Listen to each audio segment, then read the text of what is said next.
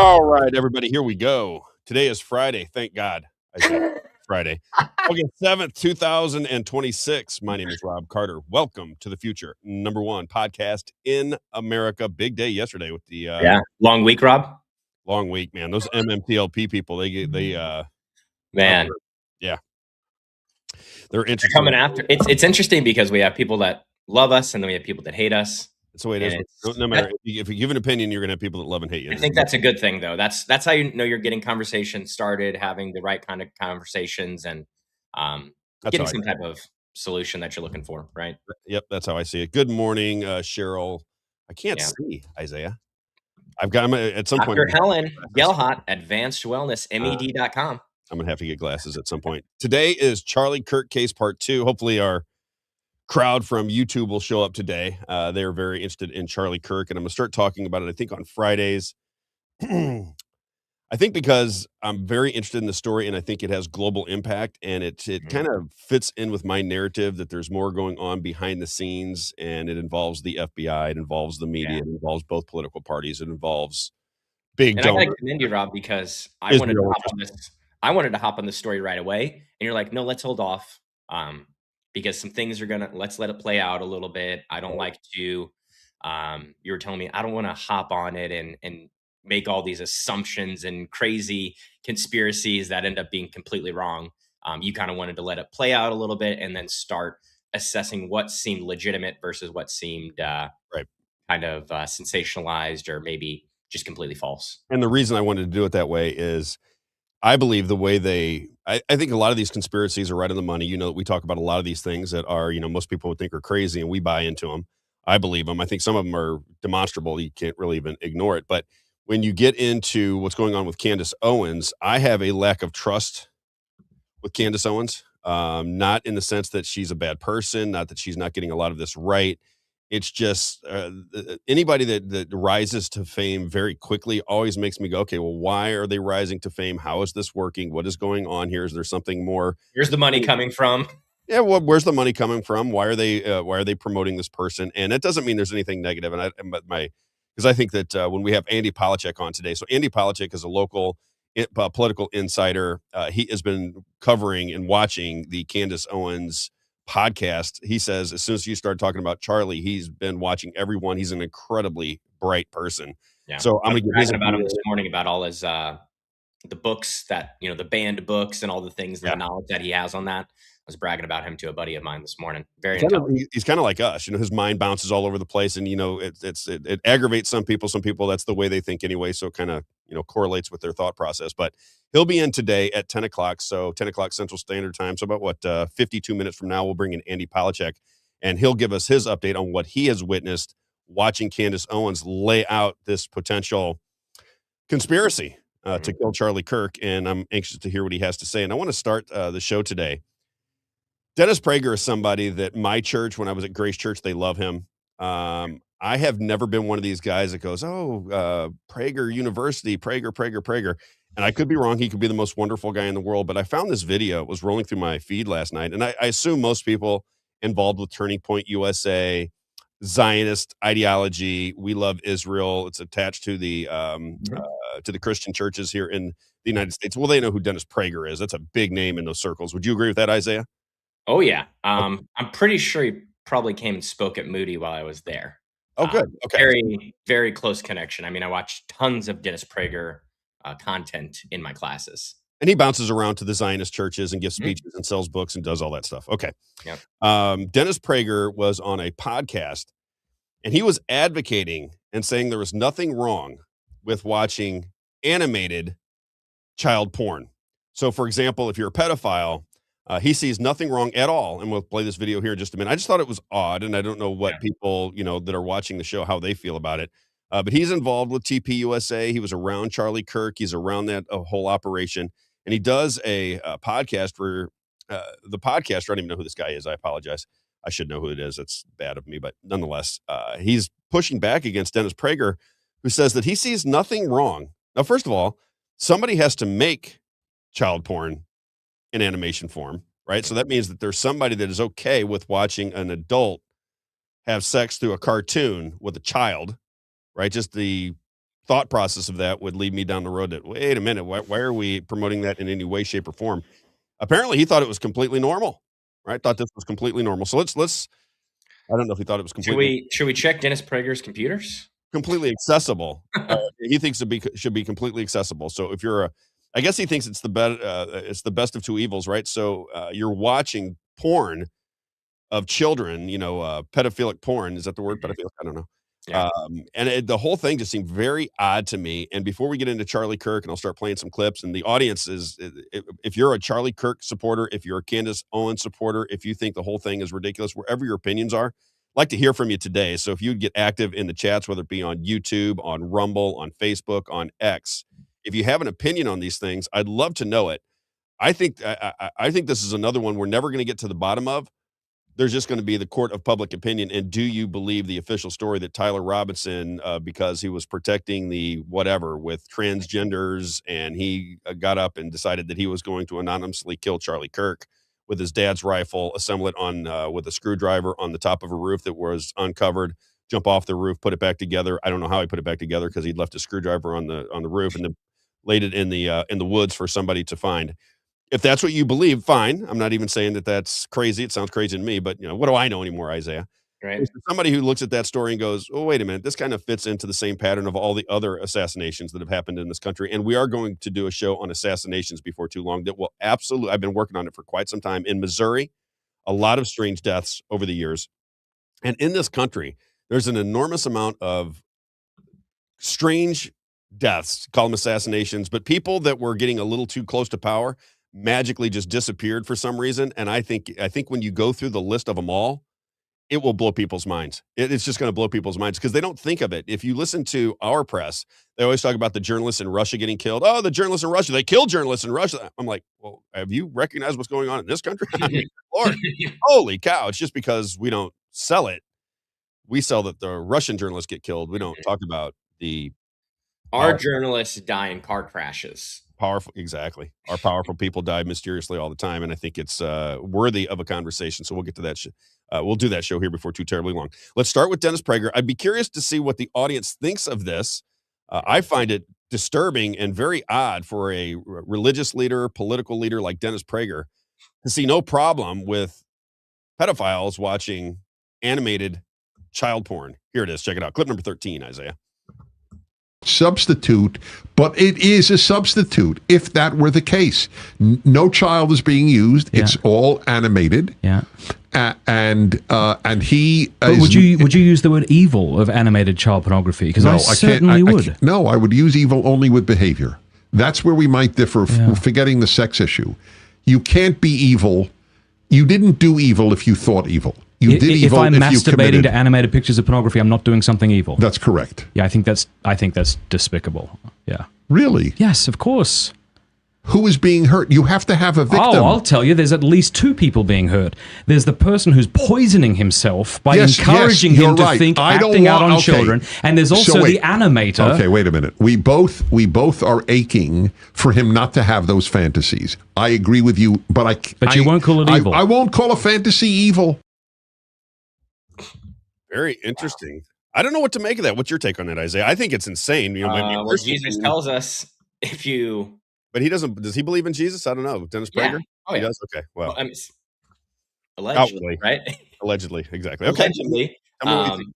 But he's one of the biggest spokespersons for Kufi, Christians United for Israel. Incredibly popular. Yeah. And so I think that he's completely, I think the guest, the host there, you can tell is like, you're completely off base here, because Jesus tells us that he set the bar higher for us, right? It's not actually acting it out. It's having the thought of even doing it. And so I look at the standard that Jesus has set. Did Jesus ever say in the Bible, hey, when AI animated porn comes out, here's my details, right? No, he didn't say that. But I think we can infer through logic that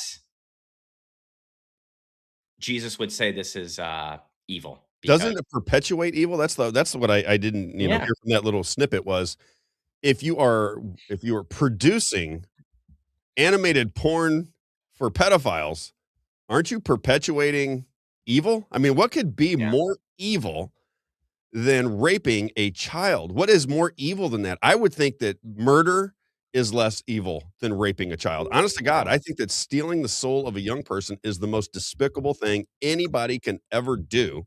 So if we're perpetuating that thought process because somebody is mentally ill, in my opinion, definitely mentally ill in terms of societal norms, why in the Dennis world would you say Prager that is that's okay? Jewish. Yeah, of course he is.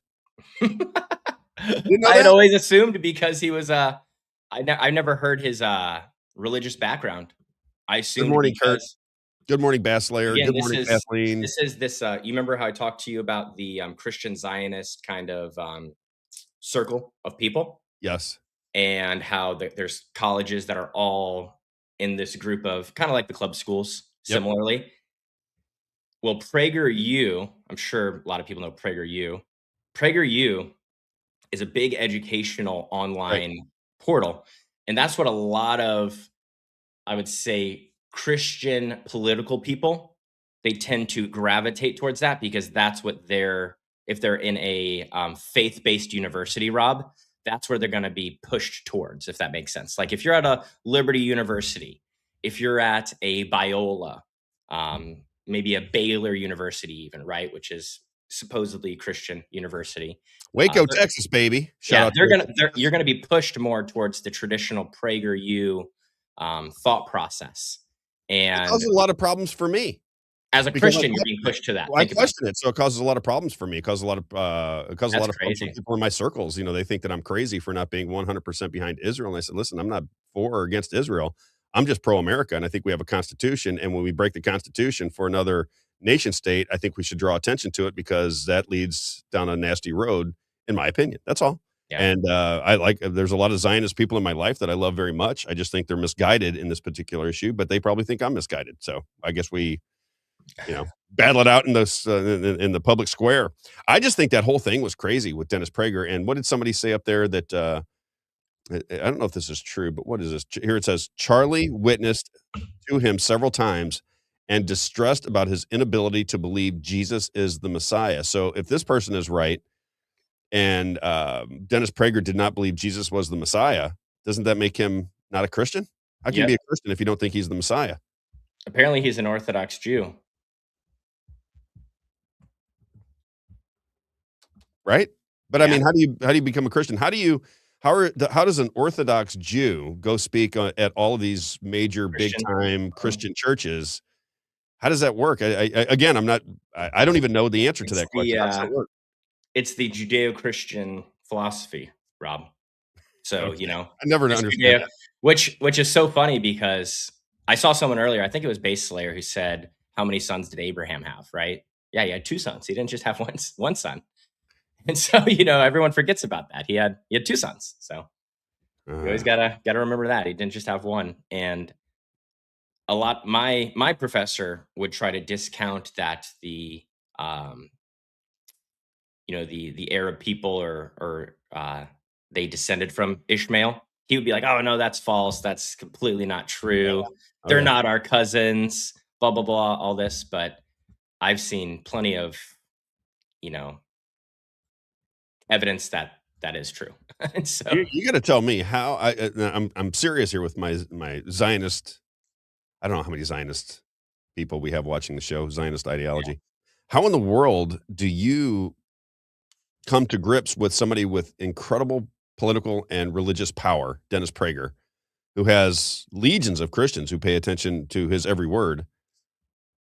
When he says that he is okay, sees nothing wrong with fantasy, child porn in animation form, I don't know how people could square that. Do you think that the people that go to Grace Church in St. Louis would be okay with Dennis Prager coming and sitting on stage and going, I see nothing wrong with animated child porn. What are you guys talking about? This is fantasy. This is no big deal. If grown men, pedophiles, want to watch animated child porn, it's just fantasy.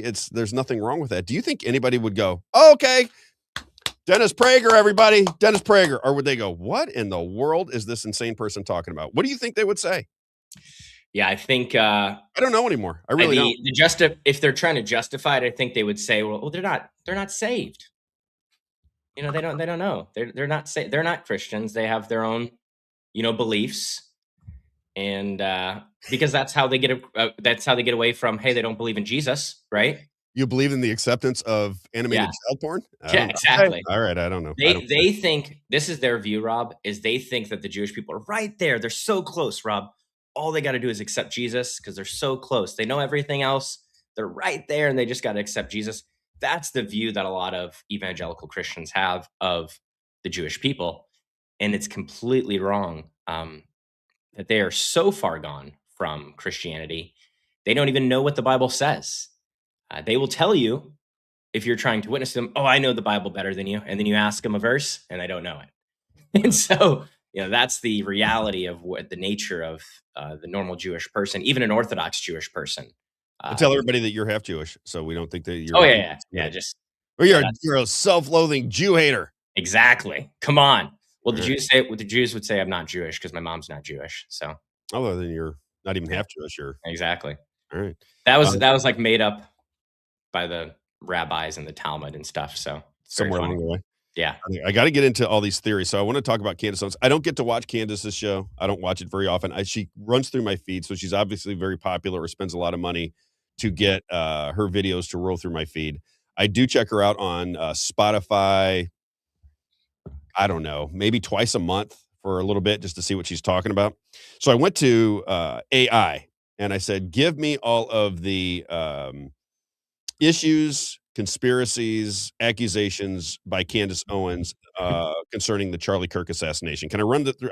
This is long, but for people that are paying attention to Candace Owens and think that she is absolutely right, I think Stu Peters is another one who's picked it up. He's kind of a major podcaster. He's picked up the torch as well, and has some of the same theories, if you will, about the assassination of Charlie Kirk. This is what it says. Candace Owens has promoted numerous unverified conspiracy theories questioning the official account of Charlie Kirk's assassination on September 10, 2025 at Utah Valley University in Orem, Utah. Authorities charged Tyler James Robinson, also referred to as Tyler Robinson, with aggravated murder and related counts. Prosecutors have presented evidence including surveillance footage of him on campus and the roof, and on the roof, text, a note, and other materials, and they are seeking the death penalty. Court proceedings, including preliminary hearings in 2026, have continued with no official finding of a broader conspiracy. Okay, here's what she claims. Tell me if you know of any of these, Isaiah, because I don't know that we have. Last time we went through this, I think our position is the official story doesn't make any sense. Fair enough. Official story seems ridiculous. Oh, yeah. Now we got to find out what the real story is because the official story doesn't make any sense. Yes. Court claims about the shooter and official narrative. This is from Candace Owens, according to Grok. Tyler Robinson did not kill or was only a patsy, spotter at most, and was not even on campus that day. The FBI, feds fabricated texts, confessions, or other evidence, e.g. messages without timestamps or written unnaturally, according to the New York Times. She goes on, it says, associates names Tyler James Robinson, Lance Twiggs' roommate, FBI federal authorities say. So I guess she is making the claim that I'm guessing here that Lance Twiggs, the roommate, might have been involved. I don't know. Is that what's going on with her? I've heard that before. And that Tyler Robinson even said that Lance Twiggs was the shooter. Right. That's what I mean. Is she saying that, or is that just, I think that's just been a theory. Tyler Robinson I can't confirm if that originated with her, though. I don't know if that originated with her, if that was something that she saw as well and wanted to kind of talk about. So according Andy to will know. Yeah, he'll know. According to Grok, she does not think that Tyler Robinson was the assassin. Okay, that's number one. She calls it an inside job. This is according to Grok. This is not according to Rob. Don't get mad at me if you're a big Candace Owens fan and I'm getting a little bit of this wrong because this is what Grok is telling me. That's what I'm going to talk to Andy about. It says inside job, TP USA betrayed and covered up. It goes on to say Kirk was betrayed. This is what from Candace Owens. Kirk was betrayed by Turning Point USA leadership, staff, including some who eulogized him. It was an inside job with financial motives, leaked details, lies about events, or a cover-up. Owens has urged donors to seek refunds and declared war on those involved. Goes on to say associated names and entities. Turning Point USA, TP USA leadership and staff. Specific figures referenced in related claims include Michael McCoy, who was the chief of staff, Justin Streif, Brian Harpole, security-related accusations of lying and failing to secure ideas, plus alleged Fort Hakachua. You're aware of this story? Mm-mm. Okay, I think I know a little bit about that one. Others who surrounded Kirk. So apparently there's a fort. Oh, wait. I think I have heard about this one. Yeah, supposedly they met there in advance. It was a military Yeah. operation. I think Vance was there. They saw Yeah. Erica Kirk there. Something of Yep. this nature. I know that this guy came on the show and said that he recognized Erica Kirk at this fort like the day before or something, Mhm. insinuating that there was some military type operation and plan to kill Charlie Kirk. That's the way I understand it. Goes on to say Israeli Zionist movement linked. This is what's according to Candace Owens through Grok, linked to Kirk allegedly wavering on or questioning strong support. Let me see here. This is long support for Israel. Implications of Israeli government Netanyahu or related actors ordering or facilitating the hit, sometimes framed as a military operation. Hmm. You know, one of the things that did catch my attention right away on the Charlie Kirk assassination was that Bibi Netanyahu was like one of the first people to come out on mainstream television and say that Charlie had just written him a letter. And it almost felt like you're creating an alibi. It's what it felt like to me. And I think a lot of people saw it the exact same way and went, wait a minute, why is Bibi Netanyahu, who apparently was in back and forth arguments, and Charlie Kirk was very critical of the Bibi Netanyahu government, why is he coming out right away saying he got a letter from Charlie? I think that, wasn't that it? Got a letter or something like that, Isaiah? I'm not sure. So we're going to get some good information today. Yeah. I want to know more about this case because we're going to start covering it. And I want to remind everybody, once we start following this case, you won't want to watch Candace Owens anymore. We'll get to the bottom of it. We won't try to sell you on any particular point of view. We're just going to give you what we actually know. Because you got Egyptian planes. She's got the French. And I read the Hebrew. I read the Hebrew myself. Yeah. It says that. What's it say? Because you read Hebrew. That's why I had it on there for you. What's it say? Yeah, it says his address. Can we look that up? Is there a way for us to look up and verify that? I guess you can look up flight routes. Yes. Yeah. So you can look up. How do we do that? I'm gonna make sure these are true. And I wonder if Andy Polachek has done that. I wonder if he's actually verified this information or just. I've tracked flights before. How do we do that though? I mean, I wonder how these. There's free tools. So there's a community called OSENT. Open Source Intelligence. That's like what Leah from the Leah Files. She's a part of those communities and things like that. And so there's a group on Discord, which is just a chat board, right, that I'm a part of. And it's people from all over the world, Rob, that are gathering intelligence, videos from Telegram groups. There's people that are verifying geolocations of videos and pictures. And so it's all these people aggregating all this information together. So then this news network can put out verified information. And so there's people that are tracking flights that are verifying it. There's people that are locating where this picture was taken and all these different things. And so people get really into this stuff and I'm into it. It is like a spy novel, which, again. Yeah. See, Pretty Patriot Flight Tracker app. Exactly. Flight Tracker app. Okay. Then maybe we'll do that on our own time and figure out whether this information is true. It seems to be true. It goes on to say French government related involvement. According to Grok, this is what Candace Owens is communicating to her audience. High-ranking French officials of government agents involved. Owens claims a source said Macron and his wife ordered a hit on her with links extending to Kirk's killing. Connections via businessmen and post-death financial deals with Turning Point USA. Associated names, Emmanuel Macron, Bridget Macron, Pierre Falcone, French businessmen tied to Owens to TPUSA, French government and intelligence. Then we have the Egyptian military one. This is another situation. It says Egyptian military surveillance involvement. How do these two go together? The Egyptians and the French. Do we know that? Anybody know that one? Anybody who follows the story know this one? Egyptian military surveillance involvement. Egyptian Air Force planes, tail number SUBTT, so the tail number of the plane, present at or near Provo around the time of the shooting. One claimed to fly out afterwards. Military subcontractors dropped off. Planes allegedly tracked Erica Kirk dozens of times in prior years as surveillance linked to the plot. Okay. Erica Kirk's role or knowledge. Now, I got to be honest. Reading this right off the top seems a little bit out there. A little bit. I mean, it doesn't mean it's not true. It just seems a little bit out there. I can see why people would dismiss it out of hand. I can absolutely see that point of view. Erica Kirk's role or knowledge. This is another thing that Candace Owens is communicating to her audience. Erica, widow or who succeeded Charlie at TP USA CEO, was a handler, knew in advance, is covering up, or is otherwise complicit, fraudulent. Marriage was never real. Ties to Jeffrey Epstein's networking trafficking via modeling agencies, Romanian charities, orphanages accused of trafficking scandals, family background, MK Ultra adjacent elements, etc. Explored in Owens' multi-part Bride of Charlie series, examining biography, inconsistencies, and motivations. Associated names: Erica Kirk, Jeffrey Epstein, Jean-Luc Brunel, Romanian churches, family members, and Lori Franze. I guess that's her mother and stepfather, who I think worked in Israel as a military contractor, if I'm not mistaken. What do we make of that, Isaiah? I will say this.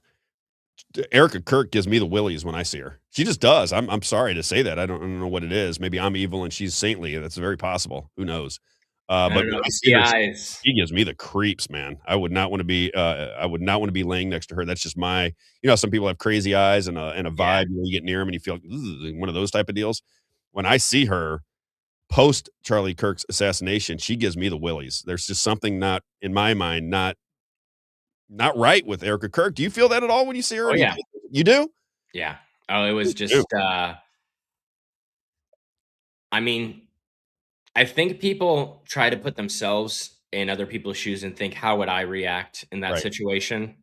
And that is one thing that I think we shouldn't do, because we don't know how people are. And so I'm not trying to defend Erica, but I'm just saying that is one thing that we do that we shouldn't do, is try to put ourselves in their shoes and be like, oh, she's not grieving the way that I would. Right. And so I don't think that's the right way to look at this. But I think you could say, husband dies, and then you go on a conference call, on a Zoom call, to celebrate the merch sales. Okay. Did you hear that? See, that's another one. So what you're describing to me, and again, I agree with you 100%, Isaiah. Yeah. You don't know how people are going to react under pressure, through tragedy. You just don't know how they're going to act. But her getting so excited about merchandise sales after the event down in Arizona, Charlie Kirk's memorial, to me, just as an outside observer, I thought the memorial was bizarre. Number one, my son went down there to see it. He was a big Charlie Kirk fan. But it was weird. Yeah. It was just a bizarre scene. And when she was talking about the merchandise sales, I remember hearing that going, I don't know what to make of that, but if my wife died, I'm not saying that everybody should act like me. If my wife dies, I'm not going to be in a really happy mood for a long time. You're not going to get me to be able to smile. You're not going to be anybody that I love in my life that is really close to me, my wife, friends, family members. There's somebody that I love with all of my heart, and they get assassinated, and I have to see that image in my head for the rest of my life. It's going to be very hard for me to get excited about merchandise sales. Mm-hmm. You understand what I'm saying? Yeah. And I just think that, those things make people go, okay, well, maybe she lost her marbles. Maybe she's traumatized that she's acting strange, but she seems completely lucid when talking business. So she didn't lose her mind, and very enthusiastic about merchandise sales and how much money they brought in on the back of the assassination of her husband. I mean, I don't know. Those are the ones that give me a little bit of a pause and go, wait a minute, just Debbie. Wait 1 minute. Me too, Debbie. Yeah, definitely a different way than I would agree, Debbie. Debbie, was it Hard Knock? Yep. Debbie Hard Knock says Erica has a different way of grieving than I would. I think that's the way most people see it. What's my buddy Charlie have to say? Start a show, Marty, and maybe we'll watch. I think he's replying to someone. Oh, don't do that to me. I said since day one, Erica Kirk was involved. That's from Angela. I think that this audience is probably more susceptible to buying into the conspiracy because they don't believe Erica is a psychopath. Stephanie, you might be onto something. Yeah. All right, let me finish this up because I want to get through this. I'm going to play a couple clips, and we'll bring in Andy Polachek, and we'll have a discussion with him because it is Charlie Kirk Friday. I think we're going to start having conversations about Charlie Kirk on Friday. Today, it's pretty much the whole show. We may throw in some other things I think are interesting about Missouri politics that we'll do that toward the end of the show. But moving forward on Fridays, we're going to update people on the Charlie Kirk case, and I think we're perfect to do it, Isaiah. because you and I are, we know a little bit of the information. We haven't dove into it. We've kept it on the back burner, so we paid attention, but it hasn't become, the center all focus. consuming for us. So when we get information, we can kind of go through it and go, does this make sense to people? Because you know what happens? This is just human nature. When you are convinced something is true, everything starts to make sense from that point forward, right? Yes. So once in your mind you've jumped the hurdle and you go, okay, Erica Kirk is involved with this. Now everything makes sense about what is it? What do they call it? What's the Confirmation bias, maybe? Confirmation bias, exactly. Yeah. So that's what begins. Donald Trump's doing 5D chess, so everything he does is exactly planned out. Perfect example. Perfect example. Trust the plan. And I'm not saying, don't get mad at me, my Q people and my This people. is just our opinion, guys. Exactly. That's all it is. And if you think that he's got 5D chess going on, he may very well have 5D chess going on. I don't understand it. Can't wait to be proven wrong. Can't wait. All I can tell you for sure, this is Robb's firsthand experience. All I know for sure is that Donald Trump shut down society.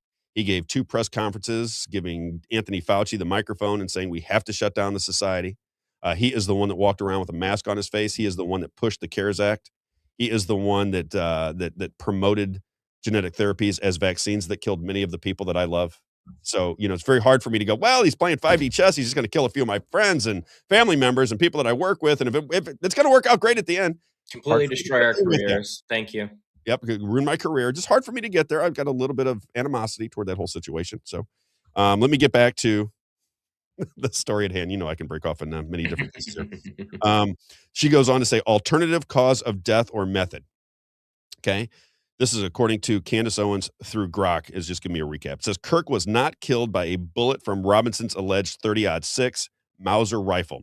Ballistics or wound issues claimed. Instead, possibilities include an exploding or shattered microphone, which is what I think probably most likely happened. That's what it looks like to me. A closer range second shot or escape via trapdoor underground system. What is that about? Oh, I remember that. I do remember that. She showed like some little door or little compartment that came out of the ground where she thought somebody might have shot him.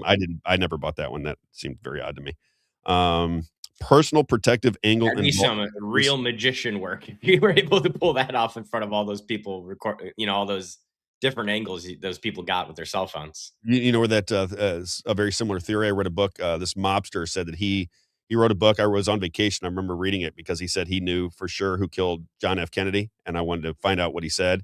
And he said that there was somebody in a manhole that lifted up the manhole and took the shot from the front. I don't know. That didn't make any sense to me, but that was his theory. And then I went, well, this is ridiculous. But what do I know? Personal protective angle involving Owens. The assassination wasn't even about him. In some tellings, Kirk may have been killed because he refused to participate in or help with a plot against Owens.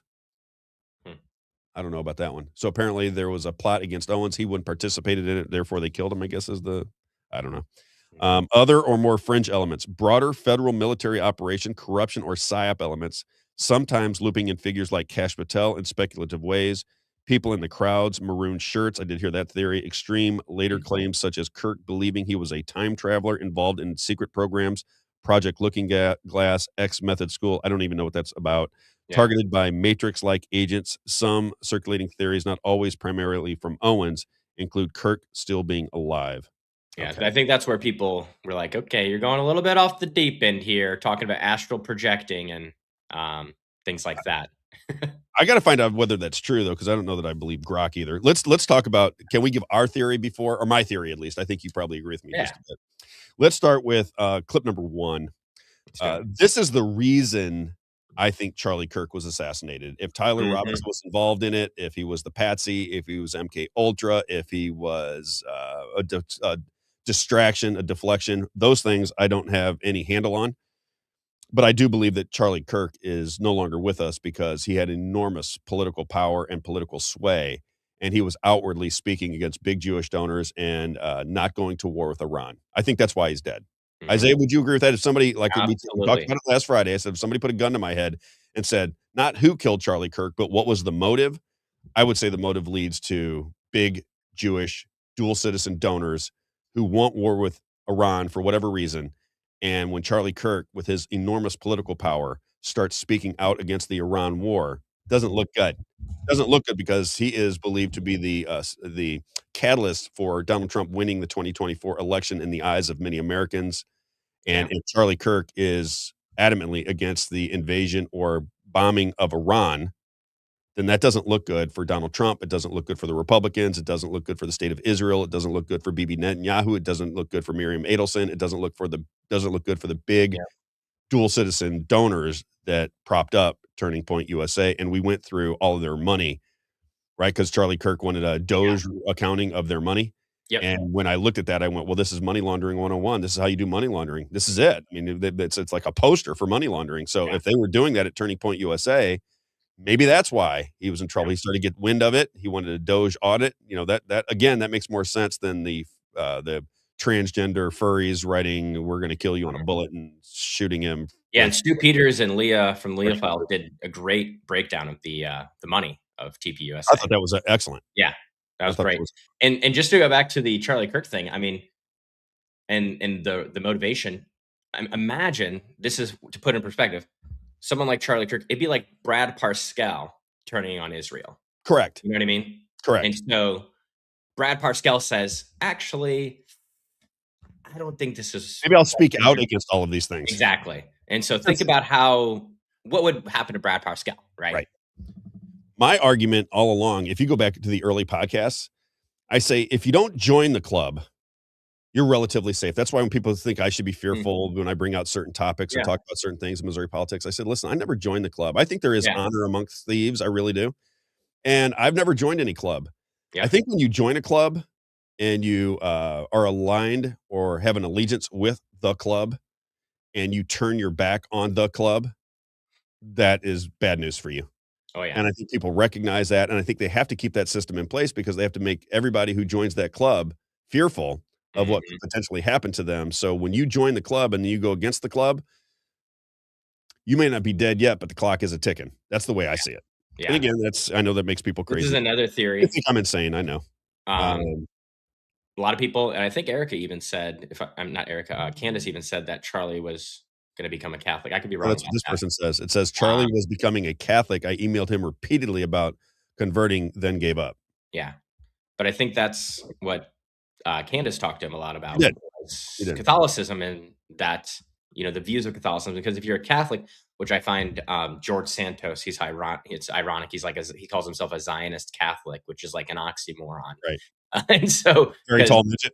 Yeah, because the Catholics, they don't believe, they're not Zionists. You know what I mean? Well, they're anti. They're anti-Zionist. Yeah. Okay, but get this. I don't want to get, because I do this all the time. Our friend Sherry goes, Rob, stay away from the squirrels. She goes, stay away from the squirrels. I know you can't see. I try to put the clips there so you can see them ready to go, but I know it's. Oh, no worries. Clip number 1. This is Charlie on the Iran war. You tell me if this seems more of a motive than transgender anger. Check it out. Clip number 1. We should be at war with Iran. I would love for him to be here right now and tell us if we should or should not. I would love it. I miss his voice more than anybody in this world.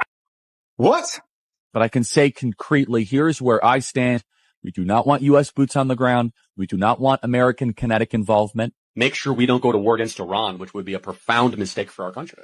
So that's a really, really important thing. It's pathologically insane. I'm sorry. It is. I don't think we should bomb Iranian nuclear facilities. I just don't. My whole life, I've been told that Iran is getting a bomb. Iran is getting a bomb. Iran is getting a bomb. Iran is getting a nuclear bomb. And yet here in 2025, they do not have a nuclear bomb. So why should we trust the American intelligence without verifying it? This is Israel's war. The worst possible case scenario is Iran says, okay, you humiliated us. You killed all of our leaders. We're going to go make this a regional mess and try to get as many people involved as possible. And I think it's a long past time that our leaders would start to prioritize the well-being of our own citizens, not those of foreign nations. This is more of Israel pushing for Iran. But is that America's problem? That's a question. I mean, maybe the answer is yes. Maybe the answer is, you know what? They were wrong about Iraq. They were wrong about Syria. They were wrong about Afghanistan. They were wrong about the Taliban. They were wrong about Libya. They were wrong about the Arab Spring. They were wrong about Yemen. They were wrong about the Arabian Peninsula. They were wrong about the 9/11 hijackers being Saudi Arabian. But hey, 10th time's a charm. This time we're actually right. Trust us. I mean, how can you not love Charlie Kirk? Trust us, Rob. How could you not love Charlie Kirk? I mean, he's dead on the money. This is the argument that we make. And it's funny because all the people that say they love Charlie Kirk, when you make the exact same arguments that he makes, they hate you, but then they tell you they love Charlie Kirk and what a great young man he was and how much influence he had. I'm like, well, I'm saying the same freaking thing. Because he would have changed his mind, Rob. He would have changed his mind in Iran. I don't know. I just don't get it. I think he would have been in the I think he would have been in the Oval Office with President Trump, trying to stop him. I think I think speaking out against the Iran war I think that was in the works. As we General Wesley Clark. Wesley Clark said that the Pentagon insiders were telling him that the United States was going to start war with Iraq and then multiple different countries, ending with Iran. And that was right after we went into Iraq in 2003. So that's what Wesley Clark said. So to me, if a military general and presidential candidate goes out to the world and says, we're going to go into these countries, and then we go into all of them, and he says Iran is the last one, and then we're going into Iran now, well, maybe General Wesley Clark was right on the money. I mean, all we got to do is go back and listen to what he said. And all the countries that we were played a part in invading or supplying weapons to other countries that invaded, getting involved politically in these nations, all of that happened. So it appears to me there was a plan to go into Iran. You have the Zionists and big Jewish money propping up Turning Point USA and Charlie Kirk, and then to have Charlie Kirk, that ungrateful Charlie Kirk, come out and say, no, we shouldn't do war with Iran. Top boy is getting mad at us. Right. And then I believe that October 7th was a false flag. That seems to be messing with a little bit of power. And then, I had so James O'Brien. James might be listening. I would call myself a friend of James. We have a different, view on politics. But he said, we played the clip yesterday where I said, how in the world would anybody not have the rooftops covered? And he said underneath of the post, I think it was on X, he said that's nonsensical. And I just look at that and go, for me, I think you feel the same way, Isaiah. It is impossible to believe the number one issue with the entire thing is the security. Because if the rooftops are covered, Charlie Kirk is still with us. Mm-hmm. If the rooftops are covered. So why in the world would anybody defend a security apparatus that is there to protect somebody who has had death threats against them? How can you excuse that? I don't even understand how people can, in their mind, go, well, you know what? That entire security apparatus is just too stupid to recognize that we should cover the highest point for somebody who is a political figure who has death threats against his life. I just don't know how you get there. It's so bizarre that really intelligent people, because I think James is very intelligent, how really intelligent people could think this was a mistake. Mm-hmm. Well, that's what everyone was saying about the Butler shooting. They're like, this does not make any sense. In no world would the Secret Service let a roof be uncovered. Right. All you got to do is walk into Washington, D.C., and you will know that they know how to cover the rooftops. Because all you got to do when you're in front of the White House, oh my gosh, look at those guys on top of the White House. Isaiah, when we went to January 6th, we were there. So where Donald Trump was giving the rally on January 6th, there were armed people all over the rooftops. All over. Every 10 feet, there was somebody with a rifle on the rooftops on January the 6th. But not at a rally, not after death threats, not for Charlie Kirk, after death threats. And then we have to argue with people that think that's crazy. And I don't get it. I just don't. I think that either people are insane. It could be stupid. I mean, it's possible that people are stupid, but there's no way the security team for Charlie Kirk didn't think to cover the rooftops after death threats on his life. In my opinion, I think it's bizarre. Yeah. All right. So, and we agree. So you and I, we agree that Charlie Kirk was most likely assassinated. The microphone. That's the in relation that I've heard. Yeah, in relation to more big Jewish donors, not necessarily the state of Israel, but big Jewish donors who wanted this war with Iran for whatever reason, whether it be protection, military industrial complex, whatever reason. Okay. Let's do this one. I want to go to how much time we got? We got 11 minutes. Yeah. Let's do the. I want to give the other side because I think this is the Stu Peters. What number is it? Number 2. No. Number 6. So this is Stu Peters. If people don't know who Stu Peters is, I don't know how long he's been around. Another guy that's really talented. I mean, I think what he says sometimes is kind of crazy, but He's good. I mean, you talk about a talented guy. He's a very talented guy. And I don't think he comes from media originally. I don't know. I think he was a bounty hunter, if I'm not mistaken. Wow. But he's got the big set. He's got millions of dollars invested in his operation, and he's very anti-Jew. That's kind of his entire show. But doesn't mean he doesn't have some information in there that we can pay attention to. Yeah. He recently went on somebody else's podcast, and they were pushing back on his thought process. And I just want to play this for people to see what you think of it. So it's clip number 6, Isaiah. This is Stu Peters. Most people, I think, who listen to the show know who Stu Peters is. He goes on another podcast. I just found this clip, and I thought it interesting because this is the way he's being challenged.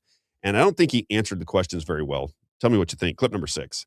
Discussion about that? Yeah, I would love you to tell me where's all the evidence that Tyler Robinson should be put to death. Yeah, let's start that. Let's So start you do with what the you always text do, which is message the shifting of confessions. burden. Yeah, I don't even know. We have Nobody text knows that message Tyler confessions. Robinson wrote those text message confessions. They sound like they were written by chat so GP cop. So who do you think wrote them, Stu? Oh, I don't know. Who could say? Are you The ignoring Jews? the fact? The Jews wrote them, Andrew. Okay. Who do you think wrote them, bro? Okay, so you must be ignoring the fact that our government continuously lies. Like, are you? Do you Great. think Yeah, that the this government audience is a lies. bunch of Who do you idiots? think wrote them, Stu? I don't accept the government narrative. That I know. Tyler Who do you think Robinson wrote 'em, killed Stu? Charlie Kirk or Who any do of you- the made-up evidence? Who do you like think wrote them? confessions. Who do you think wrote Why them? didn't his mom confess? I don't know Who do you who think wrote wrote them? I don't know. I don't know. Yeah, That's who the whole knows? point. Who could say? The burden Yeah, is on they're the on state his to prove phone. that they're They're Tyler on his phone. Robinsons. They take pictures of him on the phone. Then they pull the data off the phone. That's not Okay. enough evidence for you, though, Stu, because at some point the Jews could have written them so. You see what I'm saying? Now, if he would have asked me that, he said, Rob, if you don't believe that these were legitimate emails or text messages, who do you think did it? And I would have said, I would think that the organized crime along with our intel assets. Mm-hmm. That's who I think would have been involved, because those are the only people that have the means and capability to pull something off of that nature. So that's obviously, if you think that the story that we're getting isn't true, and you say, well, who do you think wrote them? I would say, well, I would think it was an organized assassination attempt where mafia type organizations in the United States or around the world are aligned with our intelligence agencies and FBI and so forth and so on, because if that's the only people that could pull it off. That was the original assumption around John F. Kennedy, was it was the intelligence agencies and the mob. Why would it be any different now? Read the book, One Nation Under Blackmail, on how the intelligence agencies merged with mafia families in the United States in the 1960s. Just read it. Read it and you'll understand. I don't know why people can't. It's not that hard to read, Isaiah. It's kind of simple to read. And when you read it and it all starts, you go, wow, everything is detailed here. Every newspaper clipping, every statement by people that were involved in the situation. You go through it and you go, well, either she's the greatest con person in the history of the world, or Whitney Webb is onto something where the intelligence agencies and the mafia joined hands back in the 1960s. Mm-hmm. And that would explain all the assassinations where we got them all wrong. You know, how many times do we have to go through it? I'll just do it one more time. Let's just run through it real fast. John F. Kennedy. Does anybody believe that Lee Harvey Oswald acted alone? Now that we know that MK Ultra psychiatrist, psychologist Jolly West was the one who was working with Jack Rubenstein, better known as Jack Ruby, during the assassination. And if you don't think that that's just a little bit coincidental, would you also believe that Jolly West was the court-appointed psychiatrist, psychologist for Sirhan Sirhan, who also didn't shoot Robert F. Kennedy? It was his security detail. See how it starts to work? Yep. Then you got Martin Luther King, who the Judge Joe Brown on the case, said the ballistics did not match the gun, and that he knows for a fact that the person accused of killing Martin Luther King was not the person that killed Martin Luther King. Then you have the FBI in the room during the assassination of Malcolm X. Then you have the strange assassination of Marilyn Monroe, who was sleeping with people in very powerful positions. Then you have one of the most powerful women in America at the time, Dorothy Kilgallen, die mysteriously in a New York, I think she was in a hotel or her apartment. Then you have the assassination attempt of Ronald Reagan. Then you have Andrew Breitbart, and you got Brown. You've got who was the other one that committed suicide by shooting himself twice in the head back in the Clinton days? You've got there was another guy in Arkansas that was tied to power that they closed his case. he hung himself and then shot himself in the chest. Remember that? So, for people to say that these things can't be organized, you have to be insane. You just don't know what's happening in the world. You've not paid attention to the world around you because you believed in information and sources that were lying to you. Fact. Wait a minute. Isaiah. That's the fact, Jack! That's the fact, Jack! This is why I love the audience. Vince Foster. That's the one I was thinking of. Vince Foster. Thank you. Thank you very much. All right. So that would be my answer. I did not think Stu did a good job of just saying, wait a minute here, let me explain to you how it could potentially work. Fair? Yeah. All right. And then this one. I'll play this one, and then I'll do some advertising, and we'll bring in, make sure he's ready to rock and roll. Haven't heard from him yet this morning, but I think he is. Andy Polachek. Okay, let's do this. This is Julian Dorsey. Do you pay attention to him? Yes. Oh, yeah. So Julian Dorsey, interesting podcast, young guy. What's this guy? Maybe 30 years old, maybe 25, 30. And how he gets these guests on there, I don't understand. That's another thing I question because we try to get guests every day. It's not as easy as people might think because if they're in demand, they got 1,000 people sending them in emails and DMs and everything trying to get their attention. Or that means you got to have multiple staff members that you're able to pay. But how would Julian Dorsey get it? Maybe he had a lot of money. Maybe he saved up all his money when he was selling lemonade on a lemonade stand. I don't know. But Julian Dorsey has this guy on, and maybe people will recognize him. I'm not sure who this guest is. But he says that people in Israel, that he had, an electronic trail, that somebody in Israel was Googling the name Tyler Robinson before the assassination. Here's what he had to say. Clip number 7. Yeah. I think the Stu Peters clip. Looking at all of the names associated with the case, Lance Twiggs, Tyler Robinson, and I started seeing these really weird things. And I was talking to a buddy of mine, and I was like, "What do we do with this?" And I was like, "I should give this to podcasters." And so I would take the screen caps and I would email it to Ian Carroll, email it to Candace Owens. Now that I'm on the receiving end of those emails, I realize how insane that email had to sound insane. I'm so terrified of going back and even reading it because I don't want to see myself in that light. Because I get these emails now, from people with the yarn boards behind them, Yeah, we get a few. And but I was trying to get the information out to someone else. I didn't want to cover it because I felt like, it sounds dangerous because Israel was a country that kept popping up in these searches. And so finally, no one would bite on it. No one would email me back. And I was like, to hell with it. We'll just do it ourselves. So I fired up the camera one night and just went over it. And like my normal 35 people watching, maybe 50. Not a lot of people were watching your humble host at the time. And so I, do my show, turn the camera off at the end, didn't think much about it, went to bed. A week later, I did another show the next Sunday night because I'd looked and I found out the name of the surgeons at Timpanogos Hospital. And so I looked all them up and I found the name of the lawyers that were involved. So I looked them up and I started seeing these really weird patterns that why is someone in Israel searching 7 surgeons that work at Timpanogos Hospital in June and July of 2025? Like, why? Kind of weird. Yeah, it's really weird. Yeah. And you can't tell me the searches didn't take place. They did. It's possible somebody in West Virginia had a VPN that they had set to originate in Israel and they were doing the searches. Like, I don't know why the searches were coming out of Israel, but I know they were. And they were coming out of Washington, D.C., and they were coming out of other places they shouldn't have been. Like, I could see someone in Utah saying, I need surgery at Timpanogos. Who are the surgeons? And looking them all up. I can't see someone in Washington, D.C. doing that. I can't see someone in Israel doing that. It didn't make sense to me. So I went and covered that. And then as we would learn more and more information about the case, I would always do this Google Trends analysis. So I ended up doing like 6 or 8 weeks worth of shows on just Google Trends. I covered no other aspect of the case, really. And then there were a couple other mass shootings that popped up along the way, and I would cover those as well.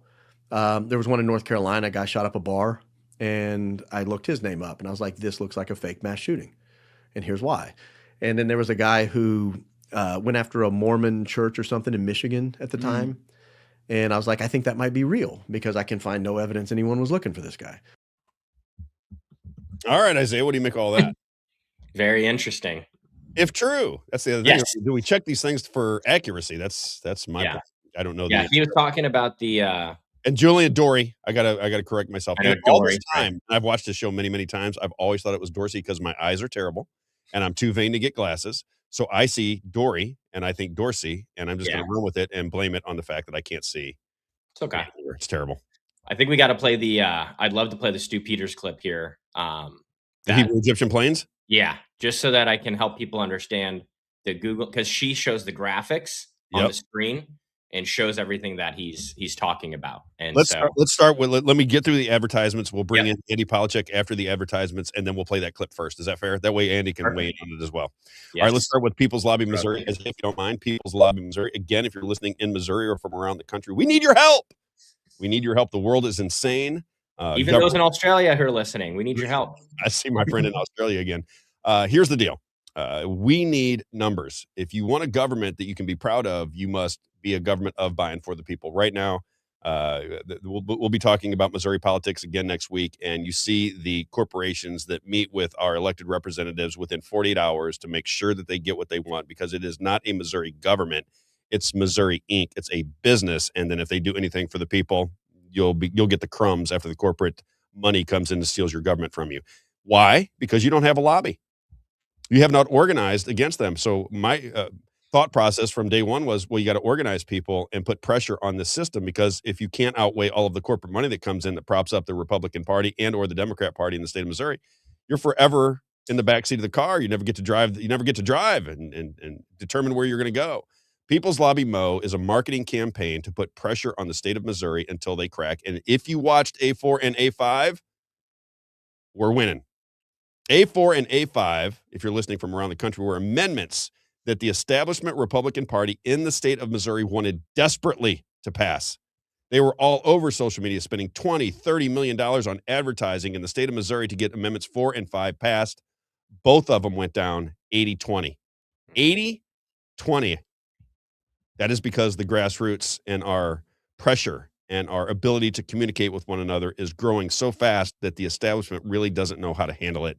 I give a lot of credit to Act for Missouri, Shield Maidens of Missouri, People's Lobby Missouri. These types of groups are getting the information out, and it's making a huge difference. We ask that you come in and give us maybe $5 a month. We're not asking for big donations because we don't want somebody to, overwhelm us. We want small donations. We want a lot of people. Don't be afraid. Don't be a chicken. You know what, Isaiah? Don't be a chicken. People are like, I don't want anybody to know that I'm associated with any of these groups because we don't want the state of Missouri. I've heard that a dozen times. Quit being weak and gay. Okay. Stand up, take your government back. Have a spine. Have a spine. These people put their pants on just like you do. And when there's a ton of us, they can't take us all out.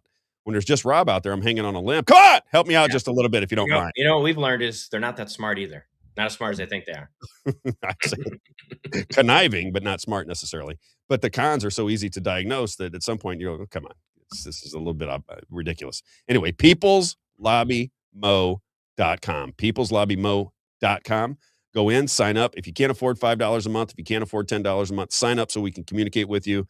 Let's make this pressure campaign grow so that we get what we want and have a better society in Missouri. And when we become the template for the rest of the states, you'll think Rob Carter, and you'll think Isaiah, and you'll think Mike and Amy Compton, you'll think Lisa Panette, Stacey Shore, you'll think of all the people that took all the slings and arrows and everybody calling us crazy and everybody telling us that we're trying to split the Republican Party and we're not real conservatives and we're funded by Swiss billionaires and we're Marxists and we're tinfoil hat conspiracy theorists.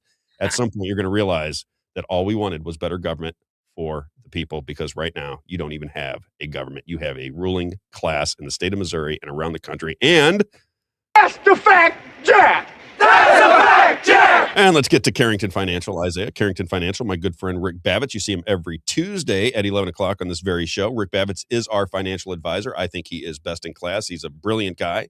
He understands the history of money. He understands currency. He understands metals. He understands everything about financial planning. He's kind of a genius. Biblical principles with your money. I say to everybody in my circles, get a second, get a third, get a fourth opinion. I don't really care how many opinions you get, but if you have money to grow and protect and you don't get the opinion of Rick Babich, then you're foolish.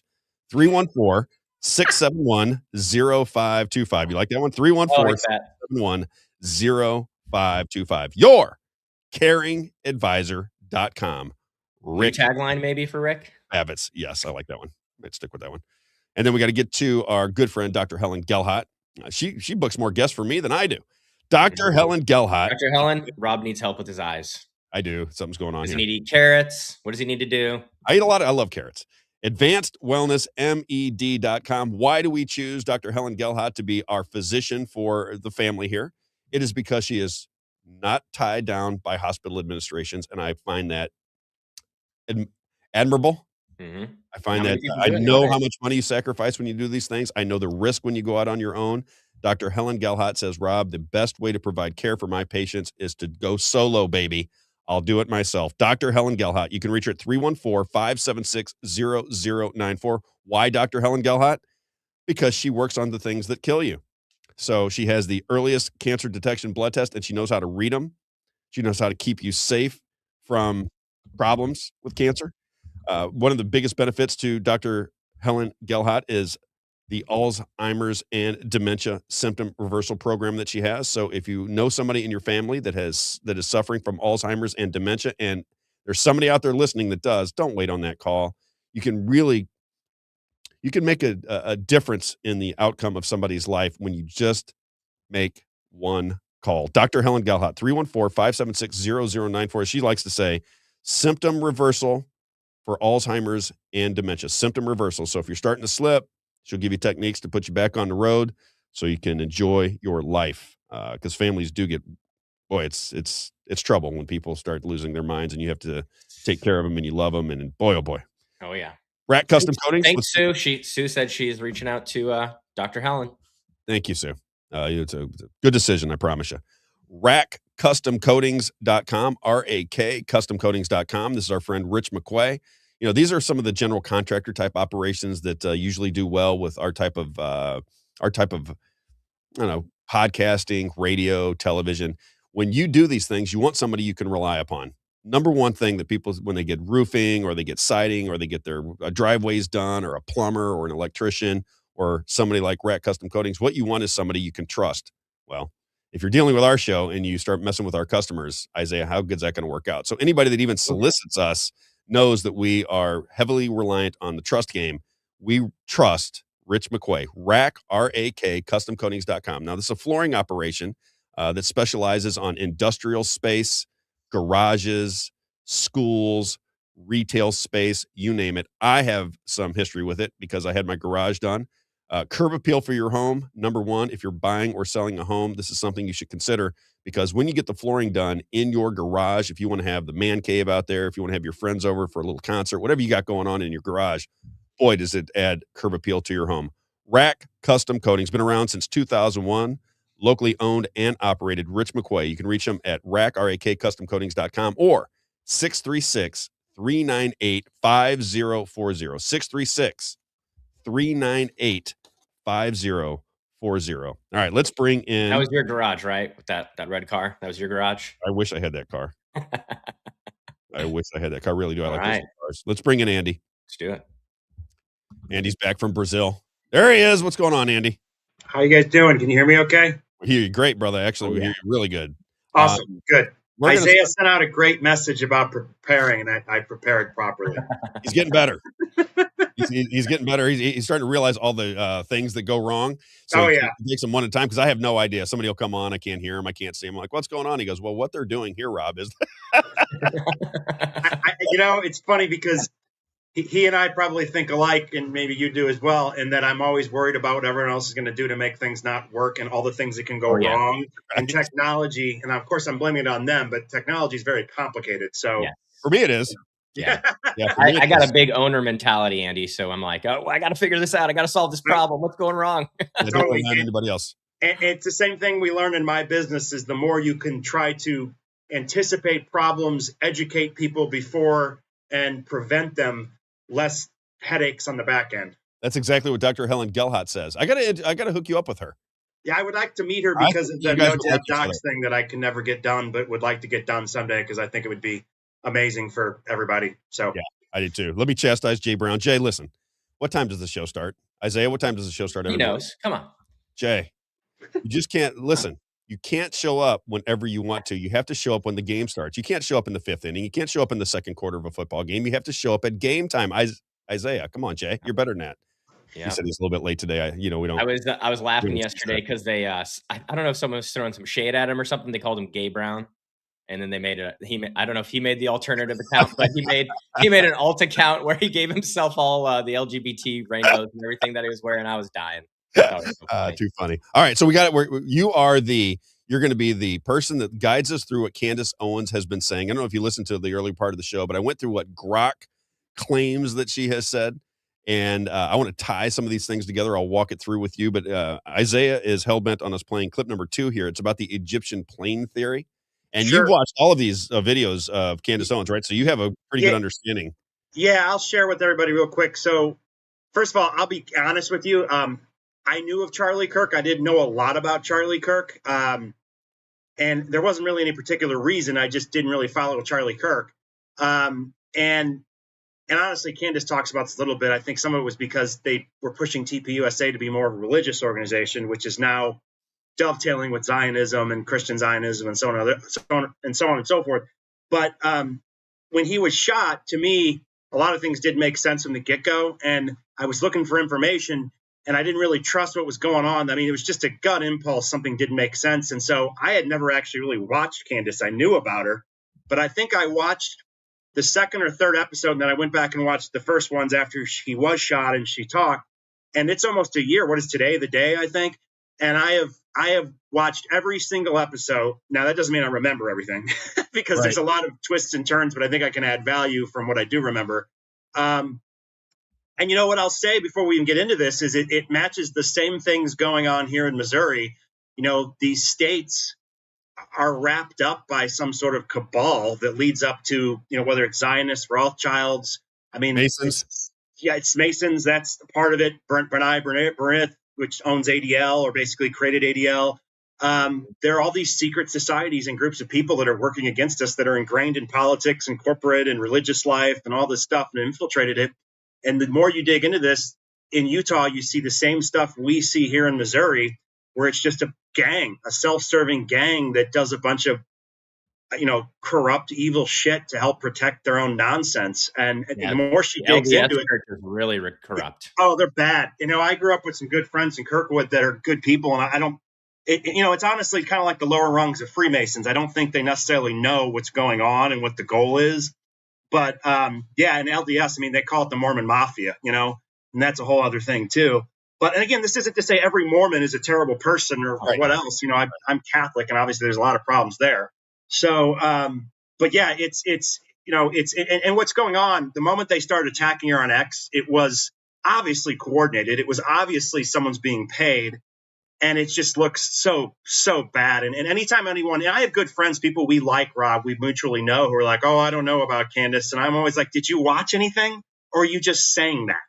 Because until you go to the heart of something and watch it, you really shouldn't talk. We got this guy, Andy, that was following the show. His name's Kerry Wells. You may know Kerry, right? Because he was a part of your organization. Yeah, and he was paying attention to the show. He was commenting on it, and we probably come from a different ideology on Missouri politics, but nonetheless, he was watching it. And then all of a sudden, I mentioned Candace Owens, and he goes, "Oh, Candace Owens fan, I'm out," and that was it. He just disappeared. And I said, Kerry's a Christian Zionist. Well, there you go. And it's just and you're not going to ever win with that. And he's going to realize it's going to destroy the Republican Party. But I guess that's what he wants. So they won't even talk to you. They won't even have a conversation. That's what I mean. It's very strange to me. Kerry's also mad about 4 and 5 not working out, and is going around insulting everybody and saying, "What's Lisa Panette going to do? What's Lisa Panette going to do?" And just acting like a 4-year-old. The one thing great about Andy is he says what's on his mind, because you burn it down, brother. I love that about you. No fear whatsoever. You just tell people what you see, and then you're like me. We just got to deal with it. However you're going to deal with it. I got to ask you about this theory here. You're nicer than I am, Rob. You're a lot nicer than I am. Well, I don't know that, but I'm trying to. Well, I wouldn't even say what I'm trying to do. I think more than anything, what we want to have happen is we want to bring everybody into the conversation, because I believe we had this conversation about this MMTLP scandal yesterday. I think the more people talk about it, the more people that don't know anything, when they see the conversations, they're going to start recognizing that the people that we're making accusations against, they can't answer any of the questions that you have for them. Therefore, they run away immediately. They're just gone. They just disappear from your life. And see, that's one of the things that Candace Owens' show and she is doing, is she's stopping to make us realize that, you know, that guy that went on Sean Ryan's show, which is the head of security for TPSA, who, you know, talks about how they go in the the emergency room and rip up Charlie's chest, and he starts doing, like it's an ER show or something. It's like, no, you didn't. That doesn't happen. But we hear these things, and because we tie it to a movie, we're like, oh yeah, I'm sure that happened. But no one like stops and thinks and is like, what this guy is saying is absolute nonsense. 100%. Absolute nonsense. 100%. They're not going to let you do that. The police will be escorting you out if you start doing that stuff. Right. So anyway, I'm on the same page with you. I always say, if you think through some of these things, if you hear them, you get this picture in your mind and it just becomes a part of the way you think. But if you actually put it in practice and go, could this possibly happen in your mind? And you start thinking about it, you're like, well, that would never, that actually couldn't happen. And I think they use Hollywood because it is a tentacle of their control system for psycho, basically to the psyops and so on and so forth, to show you something and make you think that could actually happen when in reality, there's too many things blocking that sort of thing from ever happening. It's also why I think they lie about history so much, because they want to rewrite it. So then you're arguing with a bunch of idiots who never read a book. They just saw Braveheart, which was a good movie, but is not factually accurate, okay, at all. Nor is Mel Gibson's Revolutionary War movie, The Patriot, which is a great movie. Yeah. But it's also not. Now, there's similarities. The British have always been a ruthless bunch of jerks, sociopaths, which probably goes back to not all of the people, obviously, but the people in charge, goes back to the royal family and so on and so forth. But the history is always wrong. And they paint these positions. I mean, another great example is, you ever notice how the detectives in San Francisco or Boston have a nice loft? Yeah, no, they don't get paid anything. They're poor. Okay. And a big secret about living in New York City is unless you make like $200,000 a year, your life is not good at all. It's terrible. Andy, I was working in Manhattan. True story. Yeah. And my ex-wife and I said, you know what? I wonder if what it would be like to live in Manhattan just for a year, just to live up there for a year, enjoy the city. I kind of like the hustle and bustle. I like it too. So I went, so we went and looked, I think if memory served, it was a 2-bedroom apartment in Manhattan in those days. That was 15 years ago. Mm-hmm. Oh, it's double or triple now. It was $10,800, I think, was the one that we were looking at that was just serviceable. It was $10,800 a month. Think about that. It's insane. Oh, good Lord. Obviously, we didn't agree with you. I ignoring all the nonsense going on in New York City now, that's a whole other topic we could talk about, because sometimes I think Mamdani is part of a plot to expose things, because he is exposing things one way or another. I'm not a fan of his. And Trump likes him. Yeah, well, they sure go back and forth on exposing Bibi Netanyahu, don't they? So there's some value there. That creates the conversation. This is what we're talking about. If you get everybody on, it creates the conversation. And I think some people don't like the conversation because the conversation might not go in a direction they can control, and they might find out they're wrong. Boy, oh boy. See, I don't know why it's so bad to be wrong. I've been wrong a lot in my life. I'm still willing to be wrong again. You learn. I don't get it either, Andy. Yeah. I don't understand why people are so afraid to be wrong. Well, I think they want to control the conversation because there's an agenda. I think he hit it right on the head. Okay. And it's identity politics. We'll have it on all sides. 100%. All right, let's do, this is Stu Peters. Do you pay attention to Stu Peters at all? If you're paying attention to Candace, do you check out Stu Peters ever? I do. Stu is more controversial than Candace for a variety of reasons. Yeah. I won't say I dislike him. I sometimes wonder if it's what Alex Jones got accused of controlled opposition, except he doesn't have the reach of what Alex Jones has. Yeah. So, but, he was the first one that came out and was one of the first ones that came out and was suspicious about this. And as you know, there's still people that think maybe Charlie's not even dead. Now, I'm not saying I believe that, but anyway, there's a zillion theories because they're not transparent. People in the chat telling us that right now. Yeah, well, really? Well, the official story is so hard to believe that, you can conceive of any other outcome than the one that they're shoving down our throat. All right, this is the Egyptian plane theory. I got to get your opinion. Isaiah, I don't know why you want to play this one or what you're thinking of, but let's play it. Let's get your opinion. Let's get... it covers the Egyptian planes. It also covers the Hebrew Googling of Tyler Robinson's address. Right. Okay, let's check it out. Clip number 2. On the 24th of April, here's the inbound flight. And then on April 30th, that flight leaves for Delaware. And during this time frame, right here, April 29th, 2025, there are hits for the Hebrew search parameters that you put in here. What's the translation? Sure. You'll be able to see the translation on the next screen, and that is Tyler Robinson's address. Wait a minute. And that includes the apartment number, very specific. So in Hebrew, they put in Tyler Robinson's address with the apartment number. And I'll read the Hebrew right there. It says Sut River Road 3419 Dira 73 Sunet Girag. And so it says St. George, right? So south, river is river, road is road. That's 3419 South River Road. And then it says apartment. That's what dira is in Hebrew. 73 Saint George is George, St. George. Because a lot you can of read Hebrew? Yeah. Yeah. I'm impressed. Yeah. So I just wanted to verify valuable. that. That's very valuable, especially since you're on our side. Oh yeah. I'm just so you know, Andy, I'm trained by the #1 Bible college, the Zionist Bible College in the nation. Wow. Nice. Yeah. So I'll keep going, but I wanted to verify for you guys that does say that in Hebrew and it's a correct translation, just so everyone knows, someone who reads Hebrew, that it's 100% correct. What's the site? Can you tell what the site is? So just yeah, that's Google translation. So That is she Google put in translation. on the left there, she put in Hebrew, which is read right to left, just so you know. So it's read from right to left, not left to right. So she put in the Hebrew there that she copied, and then it translates it to English there on the right of what it says there. So all right. April 29th. On April 29th, it was Googled in exactly that way in Hebrew, not in Yiddish, not in, English, not in any other language, using those characters, and that exact search query was performed. And so that's down to the apartment number. And, we're not doxing anyone. He clearly no longer lives there, himself or Lance Twiggs, but it's their apartment number. And so my feeling was that if that were being searched in Lincoln, Nebraska, which is exactly where our Egyptian jet was located at that time, was it something that was repeatable? Was it an indicator that potentially we were seeing someone who may or may not have been on that jet? Certainly, that sort of information, like I said, down to the actual unit number of the apartment, that was just one example.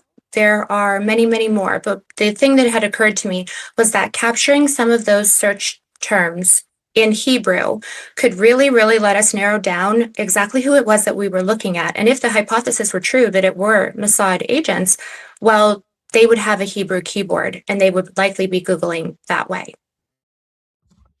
Yeah. For me as someone who's, I have a digital marketing background, Andy. So I know how to look up all that stuff, and I know that you can find that information. I already know that that's true. And so when I saw this, for me, I was like, oh my gosh, this is, for someone who's a skeptic, this is damning evidence, knowing that I know how to find that information. You know what I mean? Yeah. In a prior life, I was a top sales guy at a lead generation company called Consumer Affairs in Tulsa. That was an Inc. 5000 company. Very familiar. And they, they're a little shady, but sorry, but that's true. I was an investor. I know a little bit too much, but anyway, but we made a lot of money. So I'm not justifying it. I didn't really know the shadiness till later, but I won't get into that. I'll get sued. But anyhow, Shady won't get in trouble. I know exactly the same stuff. Now, obviously, it's always dated because in digital marketing, it's always moving forward. And if you're not in it every second, I'm sure I don't know as much as I used to. But yeah, I agree with 100% of what they're doing makes sense. Now, it's not necessarily one-to-one. If you're going to use that in a court of law, you'd want to obviously get more research and subpoena it and prove it. But it's indicative of something strange going on. The whole Egyptian planes thing's really weird. I think I don't know if you guys know this, but they actually the same planes that were apparently, and I could get this a little wrong, but everybody please do your own research, that were basically she looked at them over time in the past, and they had been following, I believe, Charlie and Erica or something like that in the past before this even happened. And those same planes stopped. Guess where they stopped a lot? I happen to live there. St. Louis. Yep, they stopped in St. Louis all the time, which just lines up with the fact of why. Who were you meeting with? I'd love to know that. What were you doing? The data's out there. It's just someone doesn't want us to have it or see it. So you don't buy at all the official story, do you? I think it's absolute and utter bullshit. Why do people think that this information coming out of the preliminary hearings are indicative that the official story is true? I keep hearing that, and I keep looking for that information. I don't see what they're talking about. What are they talking about? So the first reason is because the system these scumbags have created is one of influencers that are paid off and are prostitutes. I mean, that's just what they are. Benny Johnson is one. Obviously, Ben Shapiro. I mean, that's a no brainer. Honestly, I always try to leave room for someone just being a fool and not knowing any better. But since she just found out a few days ago that there's like a group of 92 people who conspire on ways to attack her, you know what I mean? And it's almost 1-to-1 tied to the people that are probably getting the $7,000 checks per post from Bibi, that is basically proven. I think it's this simple. I mean, people you and I know and we may like as people, they go to their influencer and their influencer says something and they believe it and they don't look into anything else. That is absolutely foolish. It's lazy. It's ignorant. But that's what people choose to do. And this is why, I mean, Rob, I like you, but if you say something that's a little out there, I'm going to go look into it. And I think everybody else should too. And I think you want them to because you try to be honest, right? And I don't mean that in a bad way, but like what I mean is there is a sort of, it's like even Tucker Carlson, who I like, and Candace, I try to cross-check everything they said. And I've been trying to make her be wrong. I've looked into the accusations they've said. I looked into everything and nothing comes up anything but nonsense, And to further answer your question, I think what happened was when this first happened, the Louder with Crowder guy, he's another one of them, he was leaked information. Well, it was lies.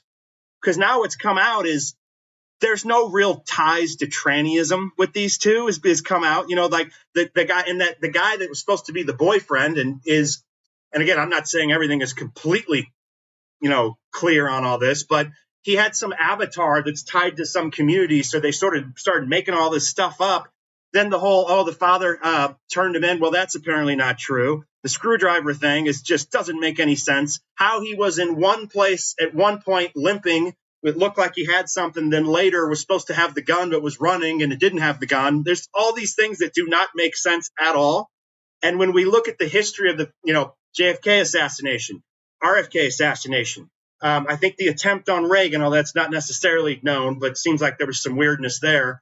And then you look at, MLK, we went through all of them. MLK Malcolm X. I think it's all tied. And then when the FBI helped fund the resurgence of the KKK because they love racial discord, and then was it Malcolm X they infiltrated and, and all this stuff. And again, you don't have to love Malcolm X, but the FBI should not be infiltrating and taking down private organizations. We have the right to associate and do things as long as it's not breaking the law, Even to be honest with you, although I'm not a communist and I despise communism, they do have the right to meet and talk, you know what I mean, and not be destroyed.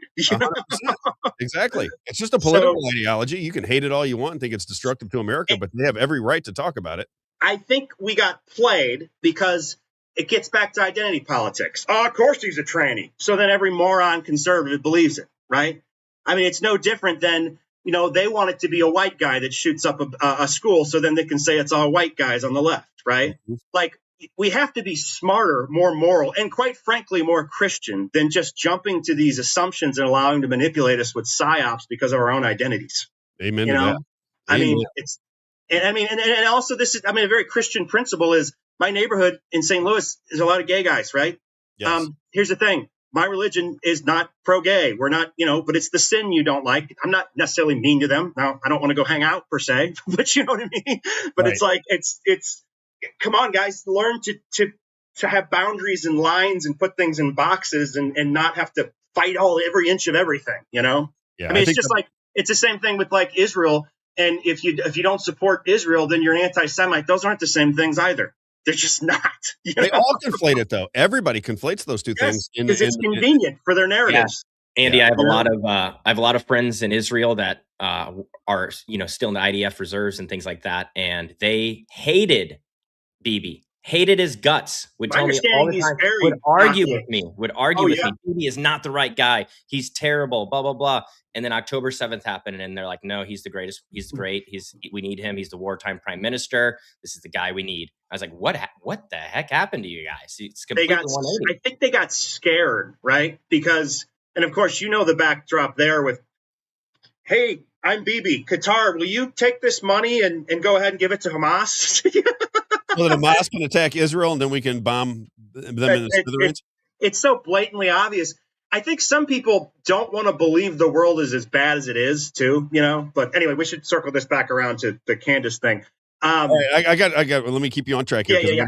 Sorry. So you got to tell me this one. I don't know all of these names, but she says, this is according to Grok. So I went to Grok today. I said, what are all the theories that Candace Owens has about the assassination of Charlie Kirk? And it says, inside job, Turning Point USA betrayed and covered up. It goes, subnote says, Kirk was betrayed by Turning Point USA leadership staff, including some who eulogized him.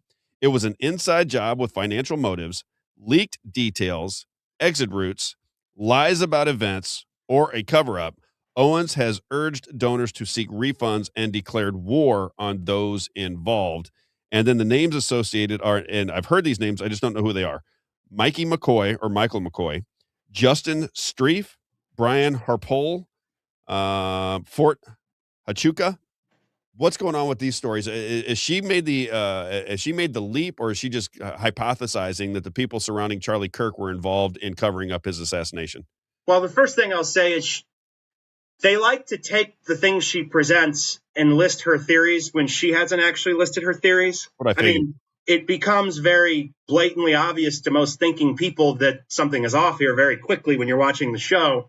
I believe Justin Streif is actually the one that's from Missouri, who worked for one of our senators, who for some reason was on, because another thing that Candace did was she highlighted how the same people keep showing up at the media. You know, the media is interviewing the same people, or they're related to a politician, right? Or so.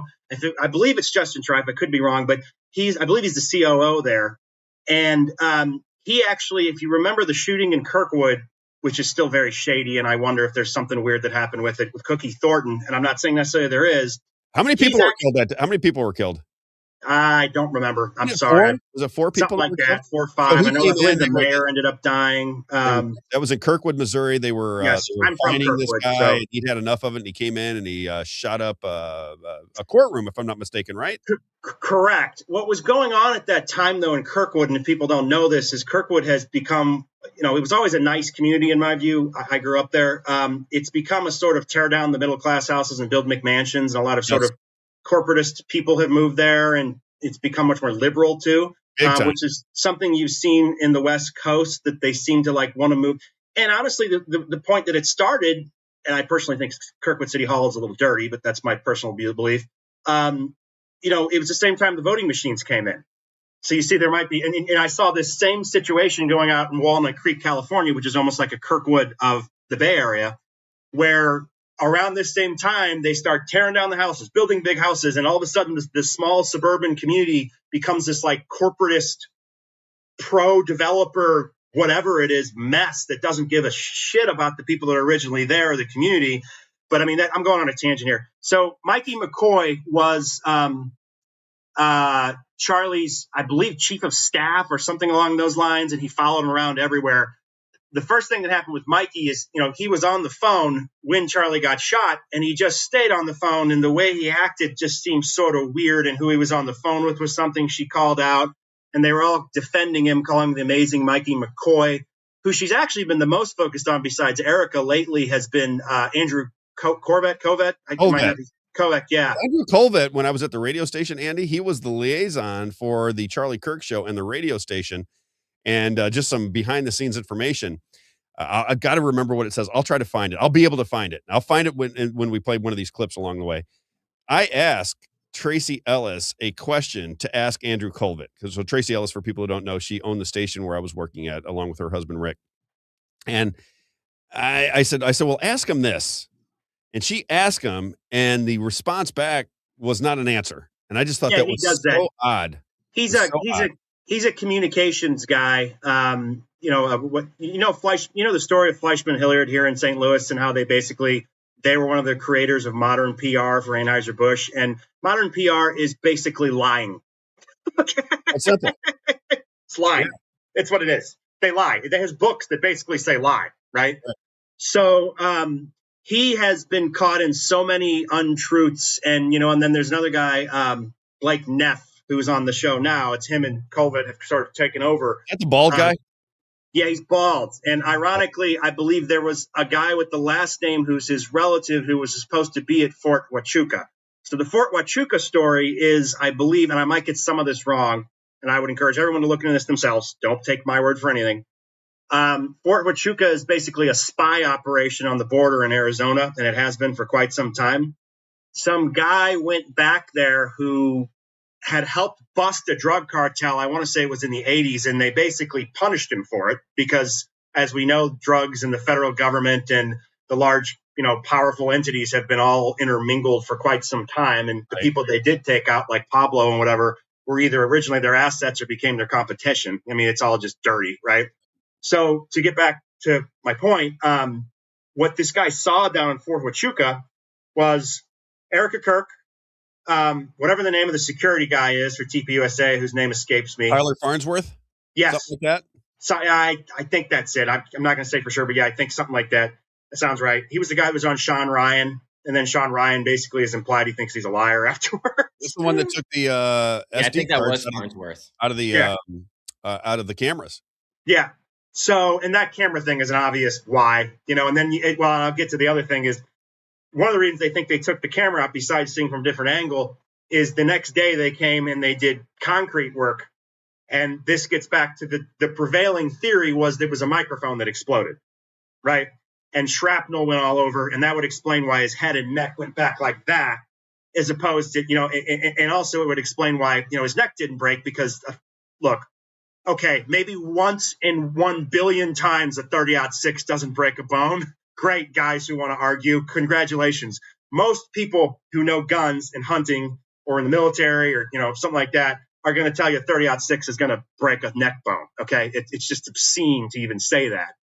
So basically down in Fort Huachuca, they met, I believe it was the day before. This guy swears on his grave. And Candace had him on. This was a while ago, actually, but nothing leads to anything. And there was also an indication, I believe, of a plane coming in that was like Air Force Two or some tie. Basically, they were saying it was one of like 3 or 4 or 5 top guys. It could have been Hegseth. It could have been Vance. It could have been Patel, right? And honestly, I hate to say this as much as I still want to believe Trump's a good guy. I don't really like most of the people in his administration or think they're doing that great of a job. So I'm right there with you on that. So somebody said it was Brian Harpole who was at Fort Huachuca. What is it? Fort Huachuca. Yeah. Okay. And I think Brian Harpole was on Sean Ryan. I think Farnsworth was the guy who was taking the SD card out, right? Yeah. They're hard to keep track of. And also, this is sort of a side note, but Candace has openly accused TPUSA of having basically a group of gay guys that have orgies. So, and let's get to that. I got that clip. We've been talking about this, Andy. I know you work during the show, but we've been talking a lot about this. So I don't know if you know the name Kay Griggs, but very quickly, Kay Griggs did an 8-hour interview in 1996. Her husband was an intel operator who went to Princeton, kept a diary for decades, and she's sleeping with him right by his side, and she's going through all of these different circumstances and experiences in life. And she said that he had told her that the powers, not the government, but the people that control the government, were grooming gay men through the military to get them into positions of power because they were easier to control. They did it to the Catholic Church. Well, that's what happened with the priests. There's actually in Russia, there's a little booklet that was made that you can still find that basically is a guy that admitted to doing it and saying it was a worldwide thing. And that's where the molestation stuff came from. And yes, okay, I'm defending the Catholic Church, but there's a bunch of evidence to say it's true. And if you think they're not in the other churches too, the Protestant ones, they almost certainly are. I was at Grace Church, now that you say that. Funny you should say that now that I think about it. I wonder if anybody who goes to Grace Church will remember this. I'm at Grace Church with my father and my son, and Wes. What's Wes's last name? Anyway, he's talking to the crowd, and he comes out and he starts to talk about a story. I didn't know what he was talking about because I'm only in Grace Church once every couple months because I go back and forth from Florida to Missouri, and he got teary-eyed and said, had he known that this guy was doing those types of things, he would have never endorsed him or this, that, and the other. And I'm like, what is this guy talking about? So as we're leaving, I said, I got to the bottom. I can't remember if I asked somebody or if my father knew, whoever. And they said that this person had just been charged with forms of pedophilia or sleeping with somebody underage within the church. And it was somebody that Wes had on the stage, or I don't know. I don't remember the entire story, but I thought, wow, that's kind of odd. That's really odd. But to your point, seems to be a lot more. Well, and think about this. Think about it from a progression, Rob, you and I both worked in a corporate environment that the military, government all kind of operate in a similar way, right or wrong, a lot of times wrong. So they did that with gay folks first, right? Then they did it with pedophiles next. And people don't like to hear this, but there are sociological studies. I remember I'm a nerdy kid, but when I was a kid, my dad had sociology books from the 60s around. Mm-hmm. There were studies that said that there is a clear tie towards homosexuality and pedophilia. It normally leads to it, and transvestitism and so on and so forth. And you can't say that anymore, even though it's probably true. And then the other thing it mentioned is related to that is, what was I going to say? Yeah, to your point, like that typically these people were abused in some way. So there seems to be some sort of cycle of abuse within this group of people who are doing this crap, where it's used for control. And then, Candace has also pointed this out. So many people tied to around Charlie Kirk and that are somehow related to this assassination in some way have some sort of sex crime or ties to some sort of sex issue. It's very, very, it's more than a coincidence. Friend of mine right now is texting me saying I should be careful about slandering, because I put out a piece yesterday, just a very small quote on social media yesterday, that James Fishback, who's running for governor of Florida, held a press conference saying that Byron Donalds is soon to be charged with sex trafficking. And she said, be careful with those accusations. I said, I'm not making the accusations. I'm reporting on what was being talked about. Someone else is saying. Yeah, right. He's in the game. He's running for governor, and he's got a lot of support behind him. And he says that the DOJ is about to formally charge gubernatorial candidate Byron Donalds, congressman from Florida right now, with sex trafficking. Well, if you ask me, a lot of them are involved in sex trafficking. Can I prove that directly? No, but considering who they run with and their ties to the mafias and cartels, and I think I believe personally, I think you and I have talked this before, that we have many versions of Epstein here in Missouri, and perhaps it's the guy that lives close to Jeff City with the big mansion, who everybody knows the name of, who I'm not going to say. Who knows? You're going to get us all in trouble. Who just seems to have, his ties to everyone, money in everyone, a big party every year, a stream of rental cars coming and going from his house.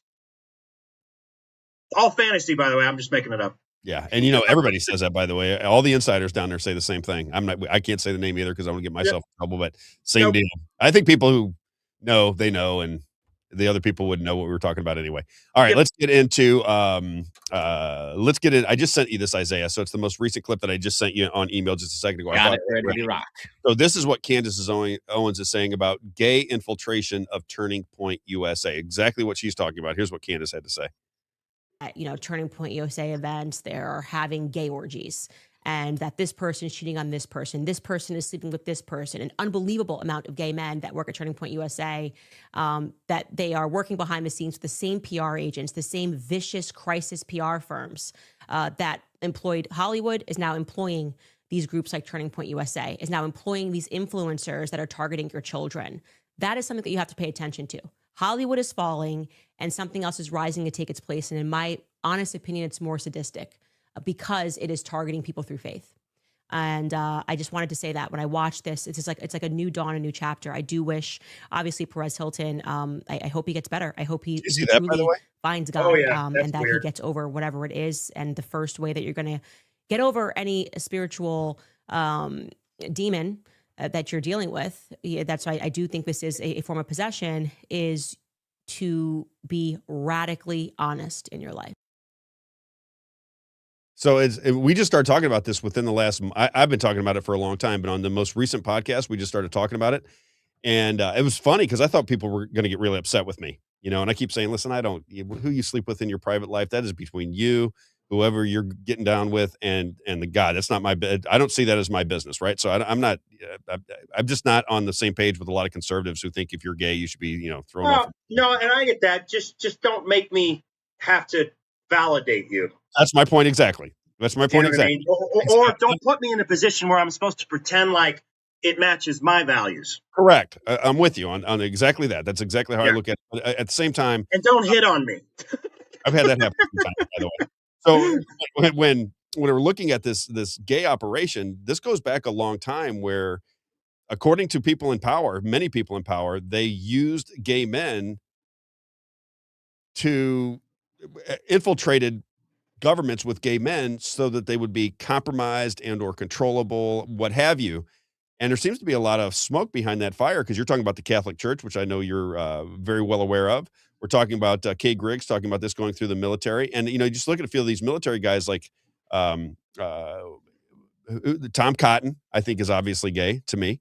I think Lindsey Graham, obviously gay. Was obviously, among other probably things. Mike Johnson, right? Mike Johnson seems to be on that page to me. What was the page with me?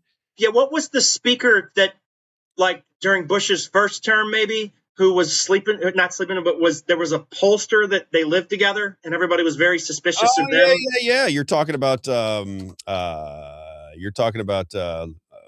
Luntz. And exactly. Mark, who was the guy that ran? Wasn't Bush? It was Trump. Yes. Well, and are you aware of? It's sort of an open secret that Southeast Missouri, which is already known as being a very kind of corrupt place around Poplar Bluff. Sorry, guys, but it's true. I'm in St. Louis, and it's dirty too. So yeah, sorry, we're all dirty. But this isn't an insult. And I spent a lot of time as a kid down there because my parents had a place down there. So yeah, I'm not knocking your area. But there's apparently like a gay Republican mafia down there, is the rumors I've heard from pretty credible people. So there's a lot of hiding in plain sight going on. And yes, I think it's okay. Think about it from the perspective of how Epstein works today and then move backwards, right? Gay has become more accepted. I don't think it necessarily is kind of underneath, but from an open point of view, it is, right? They're trying to do that with pedophilia. But if they've made gay more accepted, then they have to move on to the next societal terrible thing, which is obviously pedophilia. And those are the people you can control the most, because the worst thing in the world is being outed as a pedo, right? Yes. So yes, it's the best control. It's even better than who you slept with when you cheated, not you, Rob, but anybody cheated on their wife, right? Because the thing about it is, it's the ultimate. They don't even have to kill you; they'll just smear you to the end of time. And maybe Byron pissed somebody off, and he was a part of it. Maybe that's true, Byron Donaldson, to be clear. Or maybe, it's maybe it is true, maybe it isn't. But I'll tell you one thing: if it is true, it might be the start of a lot of other investigations, because I'm pretty sure a lot of them are involved in it. It's almost like things that you can never get to the bottom of. I got to tell you a story because it was a concept that I talked about on my original podcast way back in the day. I said, I was in New York City, and one of my biggest accounts was called Zappos. It's now owned by Amazon. Yeah, I know Zappos. I did Zappos. a ton of business with those guys, and I love that business. I love the people. And one of the guys that I sold to, Rudy, was a recovering alcoholic and a gay guy. And he's in the showroom with us, and I liked Rudy a lot. I mean, we did a lot of business together. When somebody buys a lot of shoes from me and you're making a lot of money, you like them, they like you, the whole thing goes on, right? And I asked these guys, I said, hey, if you guys don't have dinner tonight, I'll take you guys to dinner. And he goes, we don't have dinner. You guys want to go to dinner with Rob? And they're like, yeah, well, you got like 6 or 8 people. They're all the assistant buyers and that kind of thing. Yeah, let's go to dinner with Rob. And he goes, but if you take us to dinner, he goes, you got to go to this gay nightclub after we get done. And I go, seriously? And he goes, yeah. I go, all right, I'll go with you. I said, but I'm not sticking around the gay nightclub very long. I said, but I'll check it out. He goes, all right. He wouldn't make sure I wasn't, homophobic type of thing. I think he was testing me. So we go out to dinner, we go in, and I walk in, and it's nothing crazy, guys dancing together. It wasn't debauchery going on, very high end. I think it cost us $25 or $30 just to get into this place. And as we're walking out afterwards, I said to Rudy, I was joking. I said to Rudy, nobody hit on me in here. I said, I got a suit on. I'm looking good. I smell good. What's happening here? Why are none of these gay guys hitting on me? He said, because they can tell you're straight. I said, really? How would they know that? He goes, we just know. So take that into consideration. And I go, okay, well, if that's the case, what if pedophiles can recognize each other? Well, that gets into, there are symbols that they can, right? Even if they can't, there are symbols and there are sort of codes and there are things. So yeah, I think there's something to that. The irony of all this is what we're really saying is those people are pawns. They're compromised pawns, right? So then the next question becomes, what are they compromised pawns to? I mean, we've talked about the theories around that. What's so amazing to me is she covered recently the B'nai B'rith. And actually, Isaiah, I'd love to know as a Jewish guy, your opinion on them and the divisions about them and what folks in the Jewish community think about them. Because, it's funny because you dig into this shit and you're always like, am I an anti-Semite? Like, they get in your head so much. You're thinking, but then, no, my best friend growing up was Jewish. I lived with Jewish roommates. It's like, I don't naturally have some hatred towards people of a certain ethnicity or religion or whatever. And I'll tell you this, Andy, is everything that people purport now as far as what they're questioning about the Jewish people and understanding Chabad Lubavitch and all these different things is exactly what I'm taught at a Zionist Christian university to understand this is how Jewish people think. So this is how you can missionize them and how you can convert them to Christianity. And so they weren't looking at it as necessarily an attack on Christianity or anything like that. But hey, Sure. this is what they believe. These are their views. This is where they're at. And then this is how you can use that to your advantage to missionize them, to help bring them closer to Jesus. And I do appreciate understanding those things. Sure. But that's what people don't really understand, because they think, oh, you're crazy. You're an anti-Semite for saying that. It's like, no, if you go to Bible college, I studied Jewish studies. That was my degree that I was enrolled in the Jewish studies department at Moody Bible Institute. And it's the same thing that you're going to learn from a Jewish professor. I got a question for you then, because you probably know the answer to this.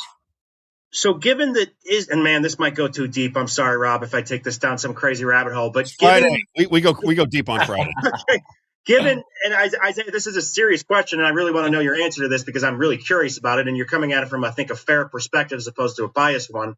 Obviously, it's in line with me, so I'm a little biased in that statement. But so if I remember correctly, you had Israel up here on a map, and then you had Judea below, or Judah, right? Yes, yeah, 2 kingdoms. And they fought, and then they merged into Greater Israel, right? Yes, and then there's this thing some people say about Cain blood mixing with the Judahs. I don't know if that's true, or there's just some Christians say that. Okay, and I don't even know if that matters anymore with Christianity. But where I'm going with this is, why then are folks of an ancestry called Jews and not Israelites? Mm-hmm. Why was the word Jew picked up? And there's a lot of people are suspicious about that. It's because the area in Israel is divided, and it was the kingdom of Judea and the kingdom of Israel. And so Judea, that became an area in areas when the Jews did not rule Israel, like Roman occupation, Greek occupation. There was still Judea there, and that's where the Jews lived. So it was a Roman territorial name, and they took that name after it was their own from division, right? And then adopted later. Yes, because it was a united kingdom. If you read the Old Testament, it's all in the Bible. I told Rob this morning, I was like, Rob, all this is in the Bible. Yeah. There's a united kingdom. The kingdom gets divided. There's 2 kingdoms, Israel, Judea, and then Judea is the area where the Jews are living. So this is sort of similar, if you know Roman history at all, where the Etruscans were actually more powerful than the Romans at one point in time. But then the Romans eventually took over. And so basically names changed in what was once. Also, if I remember correctly, I think used to be a bigger city than Babylon, and then it all changed. So it's kind of like things change throughout history and they get renamed. That's where the name Palestine comes from. I was just, and I know Rob wanted to talk about this a little bit, but it's a good segue right here for me just to mention it, is that in the Emperor Hadrian renamed that area there to Syria Palestina to spite the Jewish people, because the Philistines, who were living on the coastal region there in Gaza, right? The Philistines, they were at odds with each other. Right. For a long time. Beginning of time. Thousands of years. Yeah, right. Remember that. Right. Yeah. And so that's where that origin of the name Palestine comes from. And then we'll get more into that later. But that's what a lot of people don't understand of the origin of where did it start? It actually started from Hadrian renaming the area. And then later we see the 3 divisions of Palestina and things like that. And so history is so interesting because it helps us set everything where we are in modern times. So I can see from a Jewish perspective, certain divisions at least, there's some animosity from the name Palestine in and of itself. Yes. And then that Hebrew, Philistine is Palestine. I was going to say, I thought those were the same thing. Palestine is almost a modern version of the word. Yes. Yeah. And again, it's Hebrew, the letter for F and P is the same letter. It's just whether there's a dot in the middle. It's a fe or a pay are the letters in Hebrew, and they look exactly the same. Got it. Yeah. No, that's interesting because it's look, there's a zillion different theories about what's going on right now, and it dovetails with, we know some of our biblical sources have been changed and modified for certain reasons and certain objectives, and even my church is guilty of that, I believe. And I think other churches are guilty of it as well. Kings are guilty of like number one. I mean, honestly, one of the things I think Christianity should do, I don't know if you'd ever get my church to agree to this, but I wish they would, is just sit down and be like, what are the original texts? Let's do a group translation with all the major Christian denominations and figure out what we can agree on, because then we'd probably be closer together on things and, whatever. But too many people don't want that. I want to get you on the rabbit hole, but I encourage you, Andy, check out Wes Huff. He is a Baptist, so he comes from I think he does have more Zionist tendencies. However, he's a textual critic, so he looks at the text in a critical way, and he's got a PhD in all this stuff. Very, very insightful guy. He dives into the specifics of the historical text and all the other narratives. Okay, I got one more question for you, because this is such an amazing rabbit hole. Do you think there were actually giants? Do you think there was a genetic change, or do you think that is being misinterpreted and exaggerated by people today? I think there were fallen angels that mated with the daughters of men, as we hear in the Bible. Nephilim. Yeah, Nephilim. And I think that they were bigger. I don't think they were 9 feet giants. I think they were like 6'10", because as we know from history, we look back and we say, oh, like being 5 foot was normal back then. Right, shorter. Bone density and not as many nutrients and things like that. And so I think there's something to that as they've discovered all these measurements. As I've understood archaeology and I've studied biblical archaeology, I think they've come to understand that cubits are smaller than we originally thought. And that Goliath, for example, is more like maybe 6-7 feet, not like a 9 or 10 foot giant. And so I do think there were giant like people. Yeah. I don't know if it's like, the Noah flood, right? Movie that they have all these tree giants and walk in. I don't think that's what we experienced. But it's just odd because of the things they were doing during the Iraq war. It seems like they were really interested in what they thought was Gilgamesh's tomb, Yeah. And that gets into stuff where you also wonder if, even my church, for example, or other religious groups didn't want people to know certain things for certain reasons. And maybe they even thought they were protecting us. Because apparently back in the day when they'd find dinosaur bones, they'd try to hide them because they were like, oh, and I think that they could have been even taller before when the Watchers came down first. Because it does say that Goliath is like the sons of the Watchers, right? So he's not like a direct descendant, but he's a descendant from the Watchers. And so I think there's something to that as well, where maybe Goliath, because he's smaller, it's because he was a further descendant of the Watchers. And maybe back in those times where, the angels are coming down, that might have been a instance where we have maybe a 9 or 10 foot, 11 foot humanoid, right? Right. All right. Still doesn't explain. I know we're getting in the weeds here. Rob loves the Bible weeds. I'm letting you go because I learned when you guys talk. But Kurt says, what about all the stories about bones in the Smithsonian? Yeah. I think a lot of it is. You're not buying all of it. I don't buy all of it.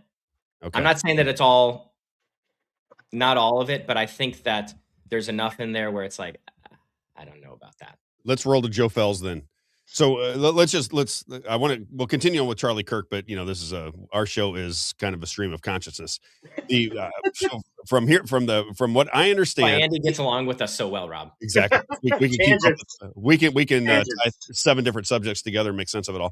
But I think what's going on here is you, Isaiah, and I all are coming from the headspace that we don't know exactly what happened to Charlie Kirk. We just know that the official story doesn't make any sense. That is why when I ask you, why do all these people, there was a guy that listens to the show and he was pimping me a little bit on social media going, Rob, do you think that Charlie Kirk was killed by the Jews? Rob, what do you think Canada? And he was like, it felt like he was attacking me. Like I have some ulterior motive or something. Yeah. Like it was just all killed by the Jews. Yeah. They all got together, every single one of them all over the world and sat down and they voted. They had a little button where they could push yes or no, and they had their Jew card. Hey, Rabbi Shmuley, can we kill Charlie? Yeah, exactly. We're good. He voted yes. He voted yes.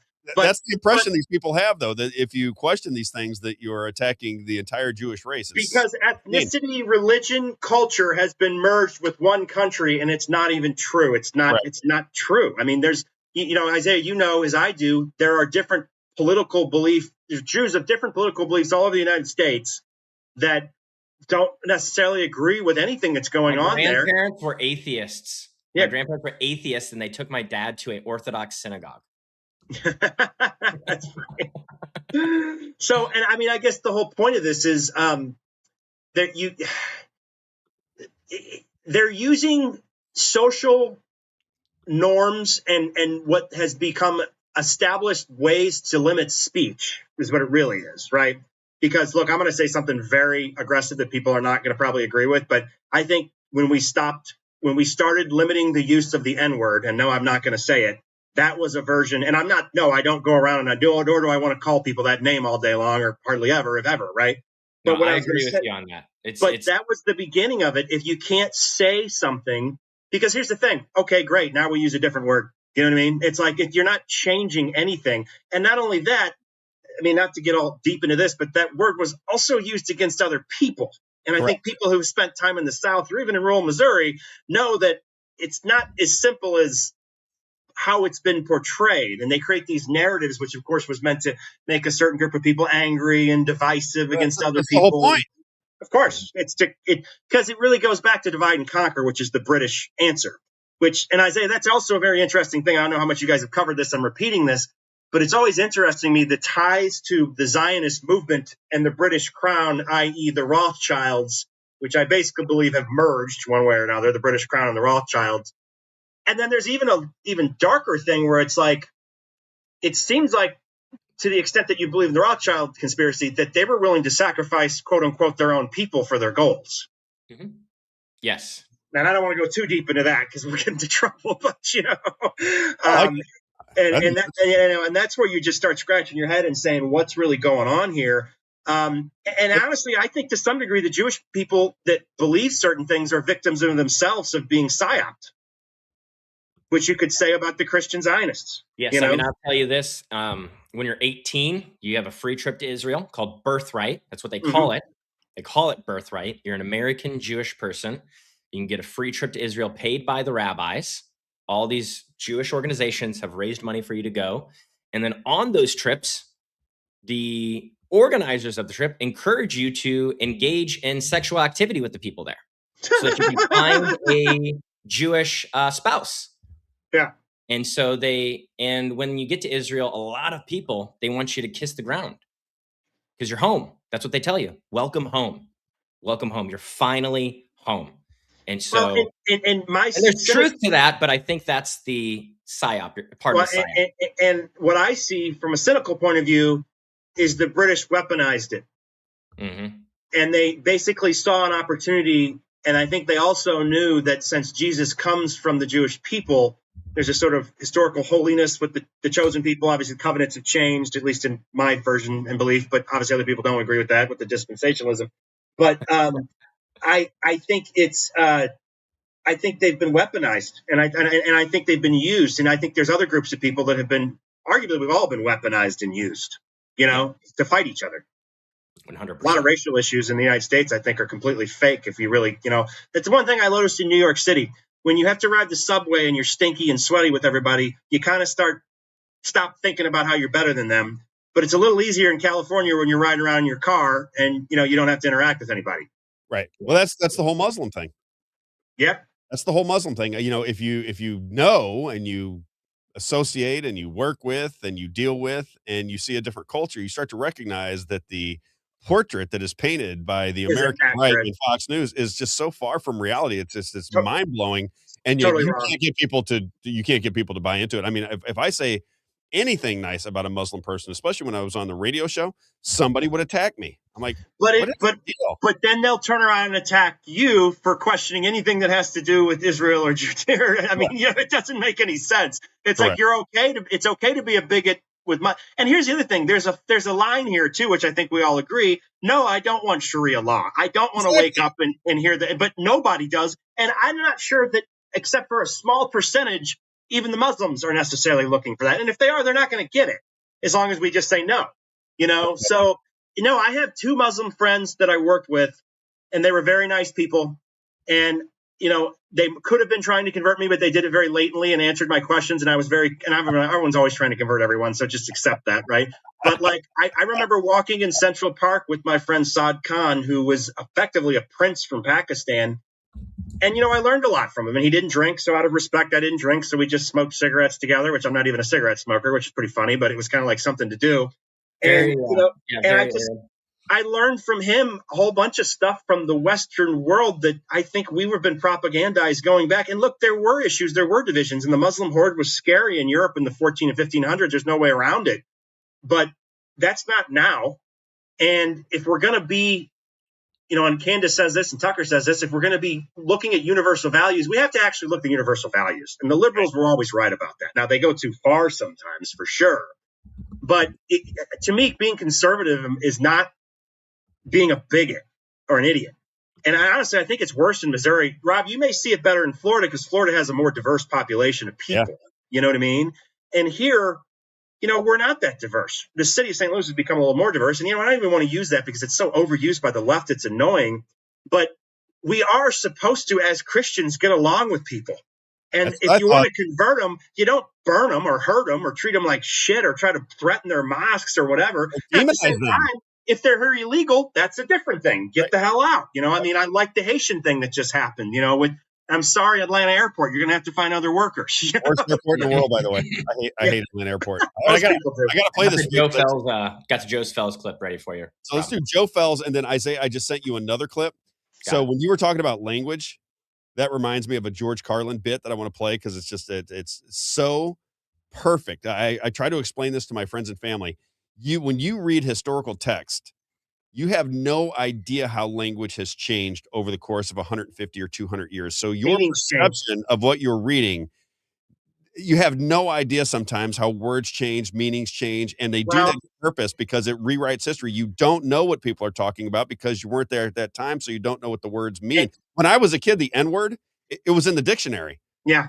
I used to look up the dictionary, and it was basically described as a lazy person. So when you use the N-word, that's what that was the interpretation in the dictionaries back in the 70s and 80s, right? Well, it had nothing to do with the color of your skin. I'm gonna do a Catholic plug here, which everyone can complain about afterwards. But one of the reasons, the church always gets a lot of crap, and I understand this for keeping the book behind. The peasants couldn't have the book, But there was actually a reason for that because they would take it and misinterpret it and turn it into all kinds of crazy shit, which arguably has already happened.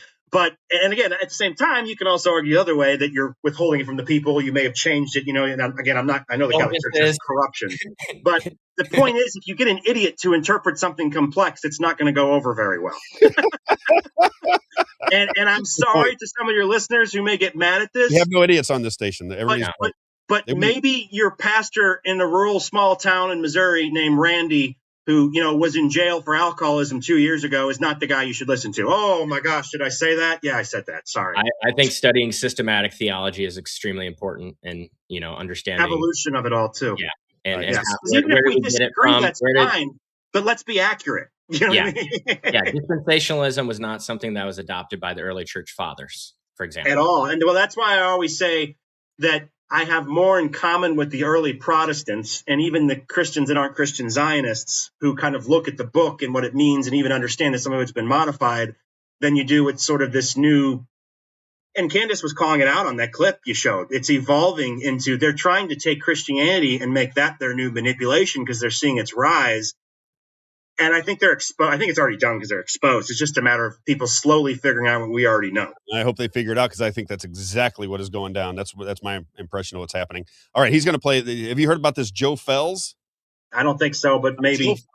Joe Fells, I guess, was a YouTube person who was talking about free energy. He was collecting books from the mid 1800s all the way into the mid 1950s.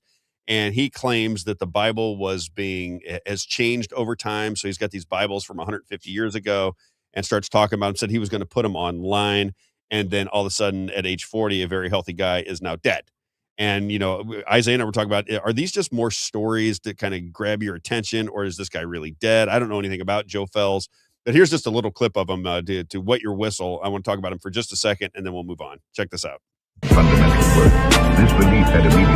This is a history of the Jews, 1866. Why is the world so obsessed with the Jews? The country received the name of Palestine. I am after reading that it was called Judea from Judah. I want to know more about these guys. Judea, Palestine, or the Holy Land. So I got some interesting books. Actually called Phoenicia. I'd like to start out by saying I'm not suicidal and I'm very healthy. This is the complete works of Flavius Josephus. Josephus was a Jewish historian born in 37 AD, a couple years after Jesus was crucified. He died in 100 AD and wrote a lot of pivotal works. This is an 1872 print containing the biography of Flavius Josephus, Antiquities of the Jews, and Wars of the Jews. From Antiochus Epiphanes taking Jerusalem to the death of Herod the Great, the emperor who ordered the innocent of the massacres in Matthew. He tried to kill baby Jesus. Antiquities was written in 94 AD and Wars of the Jews in 75 AD. Josephus is an interesting character because his mother was nobility. He was captured by the Romans in 67 AD, but his life was spared when he predicted the election of Vespasian as emperor. Some think he was a Roman plant, other people think he was a great historian. This is A History of the Jews, Volume 3, 1866 by Henry Hart Millman. He was a doctor of divinity and professor in England. I'm most excited about these because they contain information on the Essenes, an obscure religious sect that Jesus was a part of. Notice,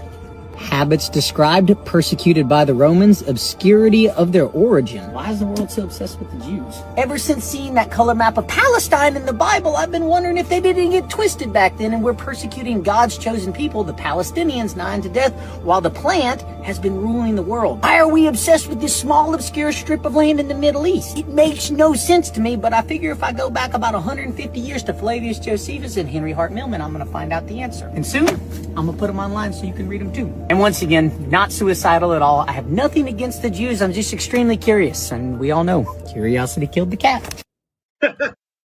Yeah. Oddly enough, he's supposedly dead. I'd never heard of him before. Sorry, I have a dark sense of humor when he said curiosity killed the cat. Yeah, oh man. It's all over social media, this particular story. I'd never heard of him prior. Isaiah had never heard of him prior. But apparently there were people following this guy, and he says, I'm not suicidal. I'm just asking questions. And then all of a sudden he's dead. So now you kept these conspiracy theories that, again, like Charlie Kirk, he was taken out by a powerful force. They don't want you to know the history because it becomes dangerous if you know the real history, and it messes with the current narrative, which is what they get us to operate. They're trying to get our compliance, or at least our complicity in what they are doing. And so effectively, in my view, if you start to learn that the past was something different than what we believe it to be, it changes. Everything could dovetail out in a different direction. They lose control of the narrative. You know what I mean? Well, that's what Michelle Obama said. We have to change history. And I think I have books from Freemasons that you can't get. And then sometimes these books, you ever try to get these books and they're $2,000? You can't find any. Yeah. So I really do think there was sort of a book destruction thing. And I think the cabal we're dealing with is basically everywhere. It's in every country. It's, what it is exactly.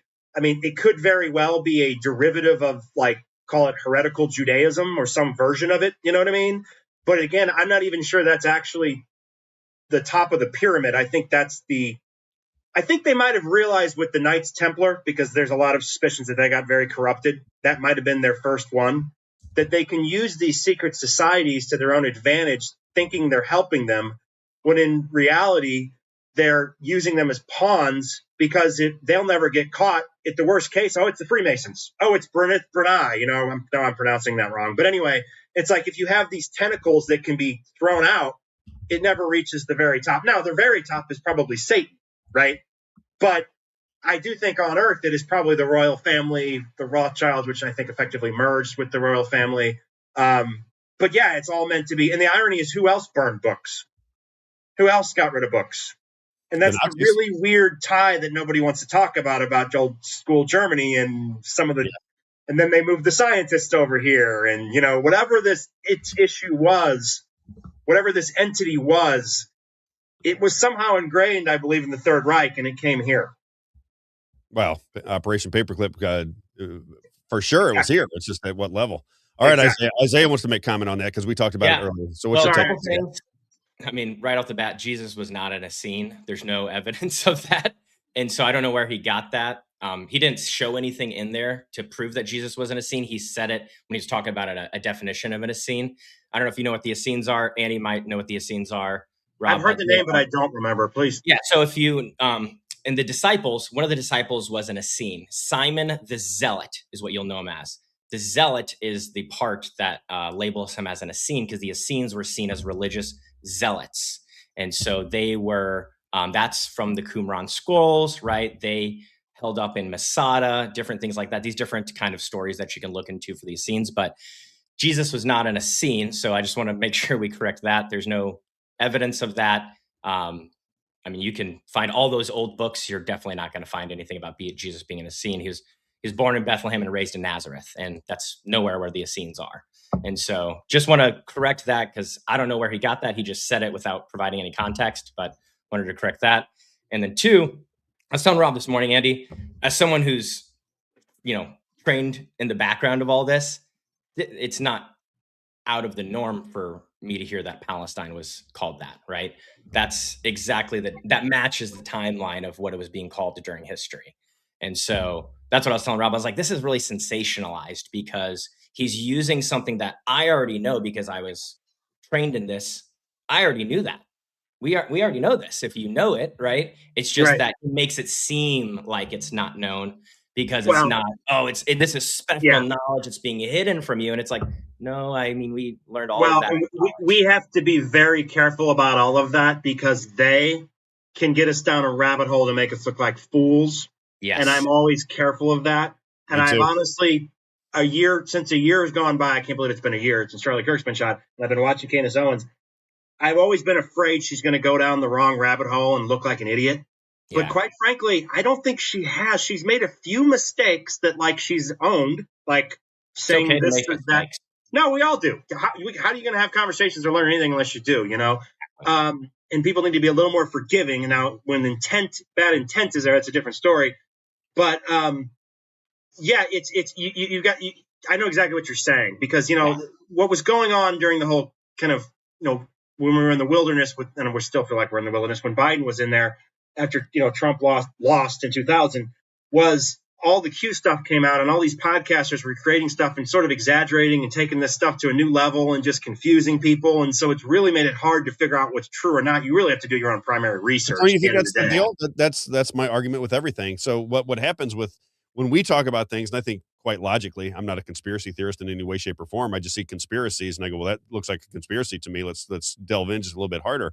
What happens is all of the information that would lead you to a conspiracy gets drowned out by all the insanity in that conspiracy. And then people go, well, you don't believe that, do you, Rob? I said, no, I never said that. That has nothing to do with anything. And you get all this infiltration of bad information that spoils the original intent. And that is exactly what I've seen happen to Candace Owens. And when she really started, it's funny, because for a long time, she didn't say much about Erica Kirk. She focused on everything but Erica. Now, the internet and even Stu Peters were already like, oh, there's something wrong with Erica Kirk. This doesn't make sense, right?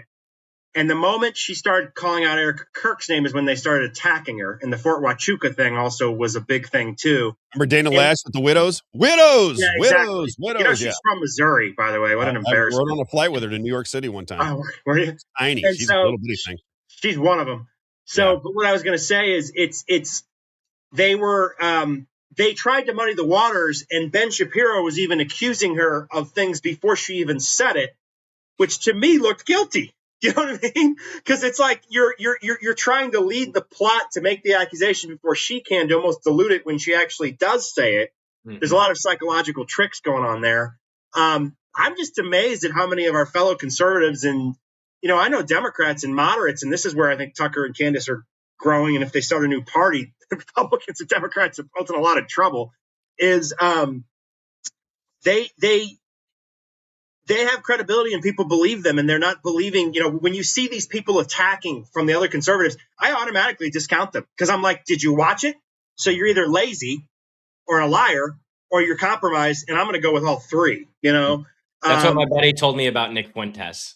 Because I'm like, I don't know about that guy. I've seen some clips, blah, blah, blah. He goes, well, have you watched it? I said, well no, I'm going to tell you. You're right. I'll watch it. He's the one. He's right now saying that it's obvious that Tucker Carlson is a CIA plant, which we've talked about on the show many times. That's what he's saying right now. Well, if he is, he's the good version of the CIA, in my view. When he said he didn't know his father was in the CIA, we talked about that at length. Yeah. I'm like, wait a minute, I talked about that 5 years ago. You didn't know your dad was in the CIA when I did a full hour-long podcast talking about who your father was and how he was tied to the CIA back in the 80s through the Bush-Reagan administration. Voice of America. I'm like, Dick Carlson, you didn't know Dick Carlson was in the CIA? What are you talking about? Come on. I have a theory that I can't prove, but to me, there's so much. First of all, the amount of stuff she gets her hands on, Candace, I personally think people in the administration are helping her. I think there is information flowing to her from more powerful sources. I'm not completely convinced there's not very, very, very, very high sources that are helping her. I'm not really convinced that Tucker and Trump are in a feud, to be honest with you. Personal opinion. But I just think there's something else going on to it. I mean, if you look at what's going on right now in public opinion, you have the left is effectively broken away from Zionism. Ironically, Missourians haven't figured out yet that Wesley Bell is an AIPAC guy. They really don't know. The Democrats they basically bought that seat away from Cori Bush because 100%. he was anti-AIPAC and Wesley Bell was pro-AIPAC, so therefore AIPAC got Wesley Bell. But you know what's crazy? A lot of Democrats don't know that. And I'm amazed by know that. Cori Bush, when she lost, goes, AIPAC, I'm gonna burn you down. They don't know. And it's they really don't know. So you have that and then in the Republicans, I would say a third to maybe 50%, and it may be higher, is like, what are we doing with this Israel stuff? What are we doing? It doesn't make any sense anymore. And then at the same time, you have the Charlie Kirk stuff going on where you're exposing how corrupt and dishonest government on both sides are. Right. And I'm personally not convinced that Trump isn't there to expose the Republicans for being the pieces of shit they are. That's what a lot of people think. That's why I said I can't jump off the Trump train completely because everything's being exposed. Yes. And the last thing I'll say is this. To me, this is why when I hear Tucker Carlson start talking about a new party, I think this just looks so set up to me. And it may be a good thing if it is, because if you create this new Patriot Party of people from the moderate left, moderate right, center, and even conservatives and liberals who just aren't jerks, you know what I mean? Who care about the country more than hating each other. Because I think that's one of the number one problems I have with a lot of Missouri conservatives is they hate someone so much they can't even figure out how to govern properly. You know, if you build this new Patriot America First actually focused party, they're going to be on the outskirts. They're going to gang up on the party, expose themselves even more. You're going to get more people join the major party. They're doomed. It's literally, and I would never say that because starting a new party, how could you ever do that? Well, some of these names probably could. And I know a lot of Democrat progressives and liberals who are watching Tucker, watching Candace, like Massey, you know, I can go on and on. I don't think these stubborn Republicans realize what's coming for them. And I don't have any mercy anymore because I care more about my country, my city, my state than I do a stupid political party. Yeah. Especially after Amendments 4 and 5 went down. That was... Andy, we just talked about that the other day. I actually asked, we had a panel on, and I said, I think we might need another party. And I want to play, actually, just on that, if you don't mind, clip number 5, Isaiah, we'll get that. Then we'll get into George Carlin. I want to play that George Carlin clip for you because you hit something right on the head that I pay attention to, which is language. But this notion that we need another party, for me, makes perfect sense. And you know, there's a lot of conservatives that are really tied into the Republican Party. They feel like the structure is so embedded in our system that uprooting it for a third party would be almost impossible. I understand that point of view to a degree, but I think at no other time in the history of our country has there been so much distrust in both parties. I would have never in a million years thought that I would be I can't stand the Republican Party. I mean, I just cannot stand the Republican. They make me betrayed. Sick. I feel betrayed. They make me sick. They just make me want to puke. I can't stand them.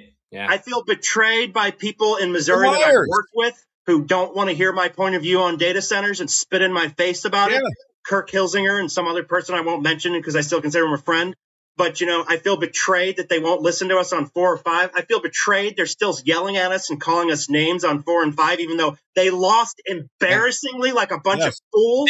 They were winning, Andy. That's what they said every day. Yeah. We were winning. We're winning. Yeah. And then we could talk about Tim Jones' crazy, stupid ass, too. That's what I mean. That was my argument, just really quick before we play this.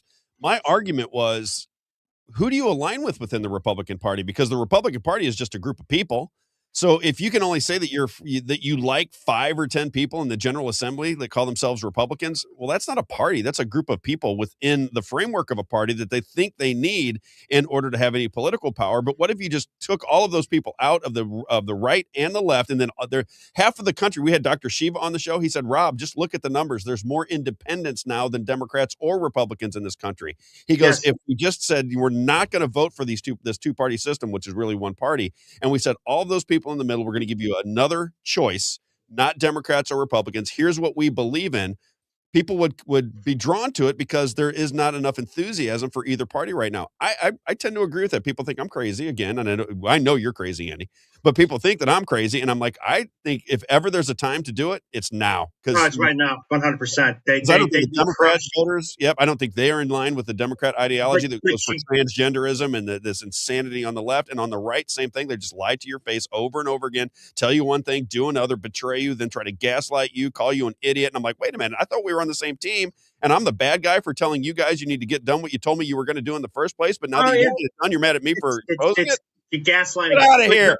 But here's the key: if we do that with the new party, you don't let people who were firmly, strongly Democrats or Republicans or involved in corruption in. You block them because that you cannot let that party become corrupt. You have to be militant about who gets in and who doesn't, especially in positions of power. And you need to make sure there's purists who want to fix stuff and aren't looking for their own dime. And it can't be about money. And honestly, the first thing we need to do if we win is get rid of everything tied to campaign finance and limit the amount of money it's spending. The left was right about that. They were 100% right. It's what we have, by the way, is quid pro quo masquerading under the color of law. It's criminality. These people are criminals and they're pieces of shit. Well, you know where I'm coming from. I couldn't agree more. And I know that makes a lot Jackie says clowns to the left of me, jokers to the right. Here I am, stuck in the middle with you. Make sure that they don't turn me off because I sound exactly like that song, and they'll think we just got kicked off YouTube, Rob. Dang it! Off of YouTube again. All right, here we go. This is Ron Paul making the exact same comment I've made on the show. If you've been paying attention to this show, I've said this exact same thing. Here's Ron Paul talking about the third-party development. Or should there be a third party in the state of Missouri? Check it out. Ron Paul, clip number 5. Third party. But I thought about third parties too, and I get asked about it all the time. And I ran as a third party at one time, and I have a little bit of an experience about it. But I finally concluded it is good to talk about it and plan and debate it and bring out the issues. So there's a lot of value to it. But when they get down to the details, we have to have this third party. We have to have third party.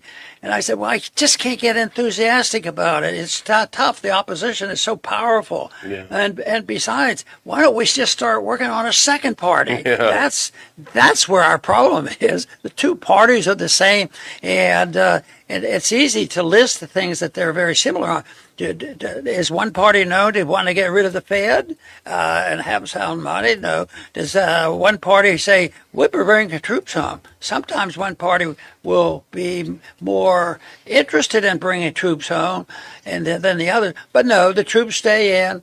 Should we argue that we need a party that would resort to the Constitution? No, you can get into trouble mentioning the Constitution. Yeah. That's embarrassing. To all the members of the Congress, that they take the oath of office, and how many times have they been crossing their fingers and behind their back? And I don't know how they rationalize it, but even if they come to Congress, with these ideas that they have and they get elected on them, it seems like it doesn't take long that they change.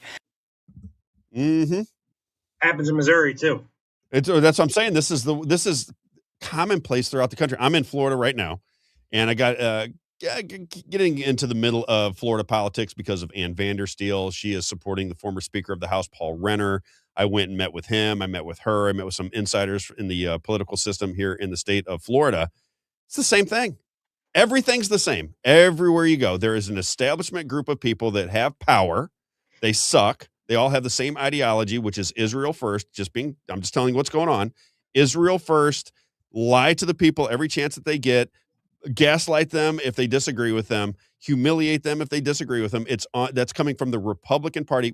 You and I have seen it, Andy, up close right here in the state of Missouri. I know Isaiah is seeing it in the state of Missouri. So we don't hate what the ideology or the platform is of the Republican Party. We hate the implementation of the platform's ideas because they never come to fruition. And every time they don't come to fruition, and we point it out, they act like we're the bad guys.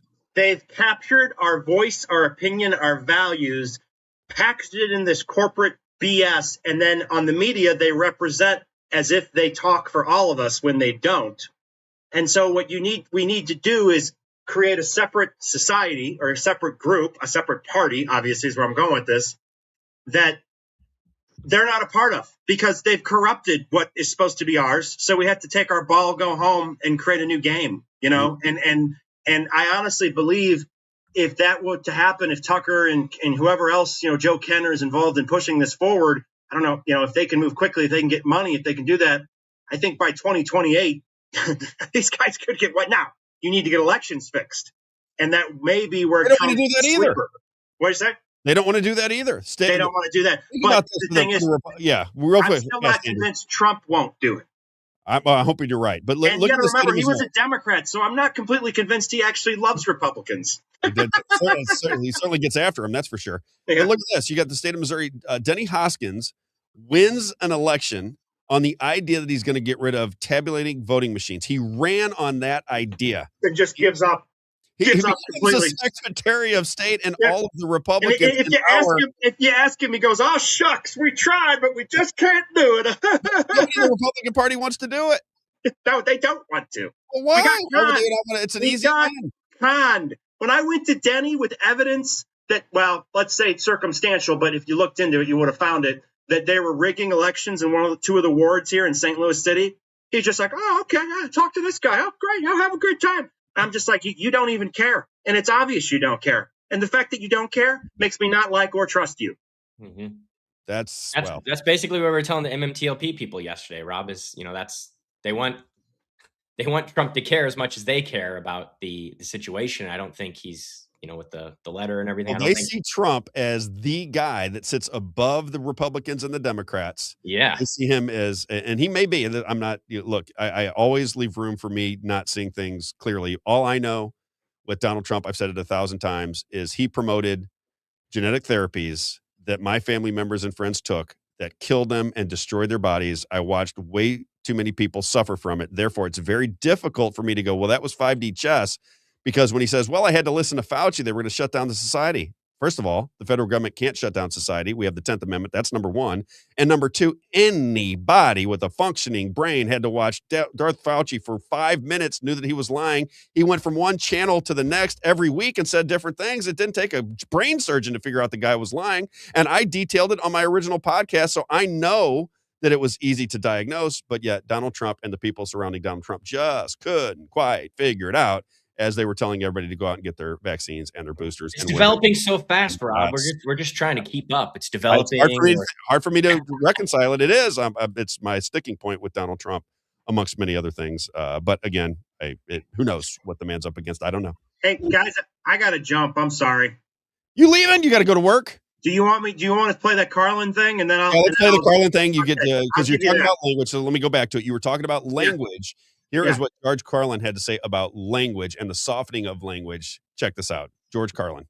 Words that hide the truth. I don't like words that conceal reality. I don't like euphemisms or euphemistic language. And American English is loaded with euphemisms because Americans have a lot of trouble dealing with reality. Americans have trouble facing the truth. So they invent a kind of a soft language to protect themselves from it. And it gets worse with every generation. For some reason, it just keeps getting worse. I'll give you an example of that. There's a condition in combat. Most people know about it. It's when a fighting person's nervous system has been stressed to its absolute peak and maximum, can't take any more input. The nervous system has either snapped or is about to snap.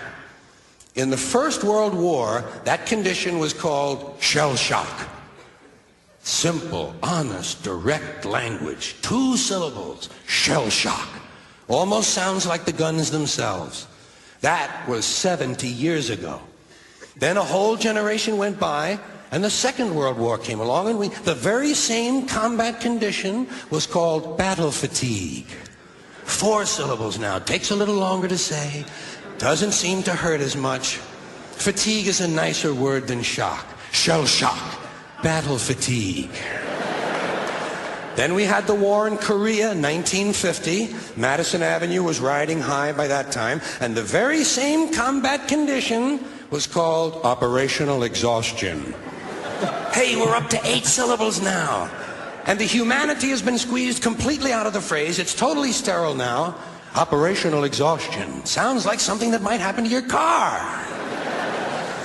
Then, of course, came the war in Vietnam, which has only been over for about 16 or 17 years. And thanks to the lies and deceit surrounding that war, I guess it's no surprise that the very same condition was called post-traumatic stress disorder. Still 8 syllables, but we've added a hyphen. And the pain is completely buried under jargon. Post-traumatic stress disorder. I'll bet you if we'd have still been calling it shell shock, some of those Vietnam veterans might have gotten the attention they needed at the time. I'll bet you that. I'll bet you that.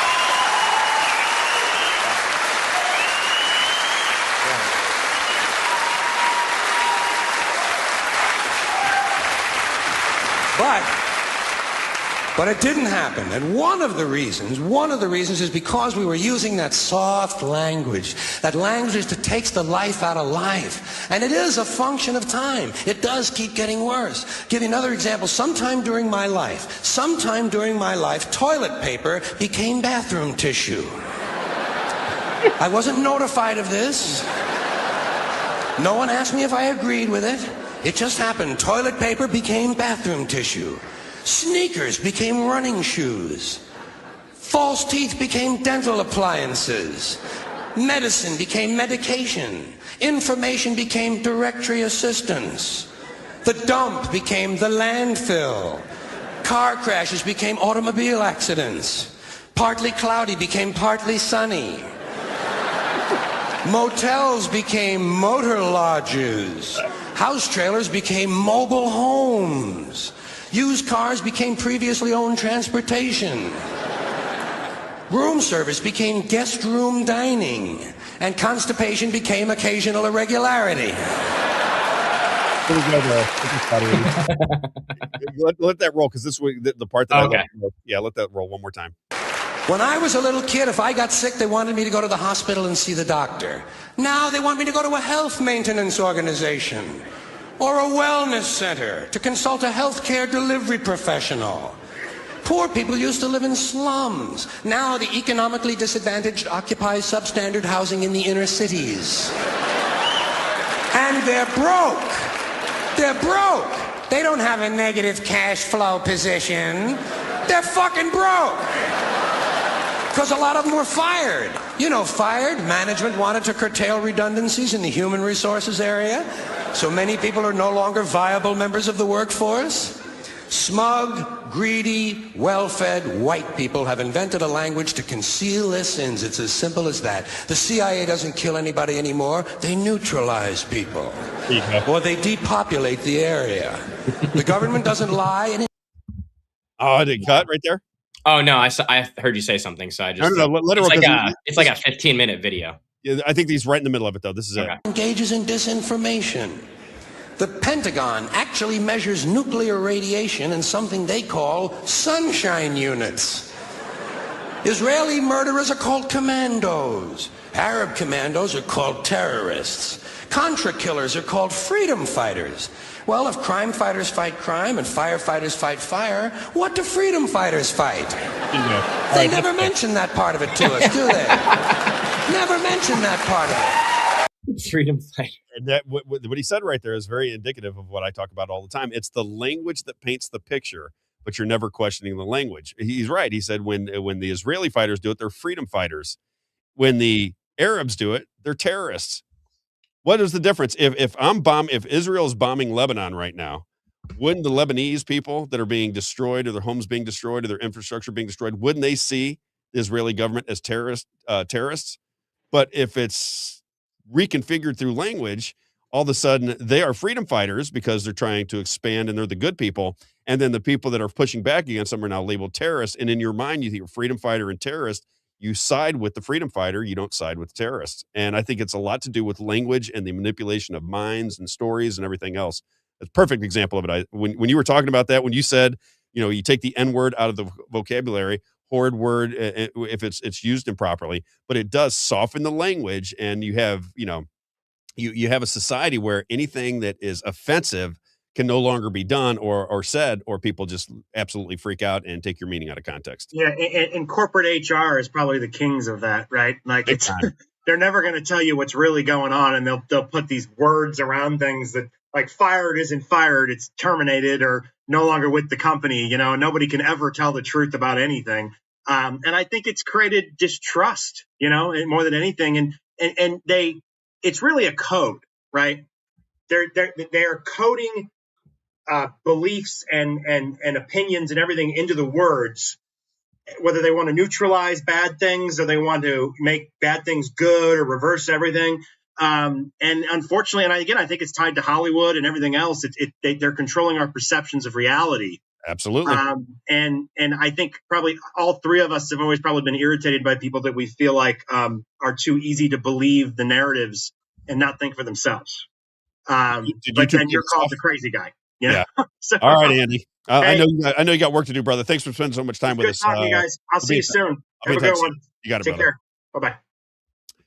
All right, Isaiah. Somebody said, did we get you shot down on YouTube for the? I imagine the George Carlin clip. I don't think I've played him before, and I don't think we got kicked off. I wonder. Well, it just matters. Like I was saying, you remember how I told you about Facebook? How it's not against their terms of service, but even though there's no one on the screen because of the bots, they'll just take it down, right? Yep. And so that's typically because, just a lot of people who have my background know this. It's not a human that's watching the stream and be like, oh, they copyright violated, let's take it down. No, it's just a robot guessing. I'm told I'm back up. Yeah. Oh yeah. Yeah, we're back up. It goes down yeah. The other thing is that video is from YouTube, so it's easier to identify. What I was thinking. I thought I was okay with that. It's going to be easier for them to identify that it's from YouTube. Gotcha. Let's do some advertising real fast, and then I have several other things I want to talk about. How much time do we have? Damn it.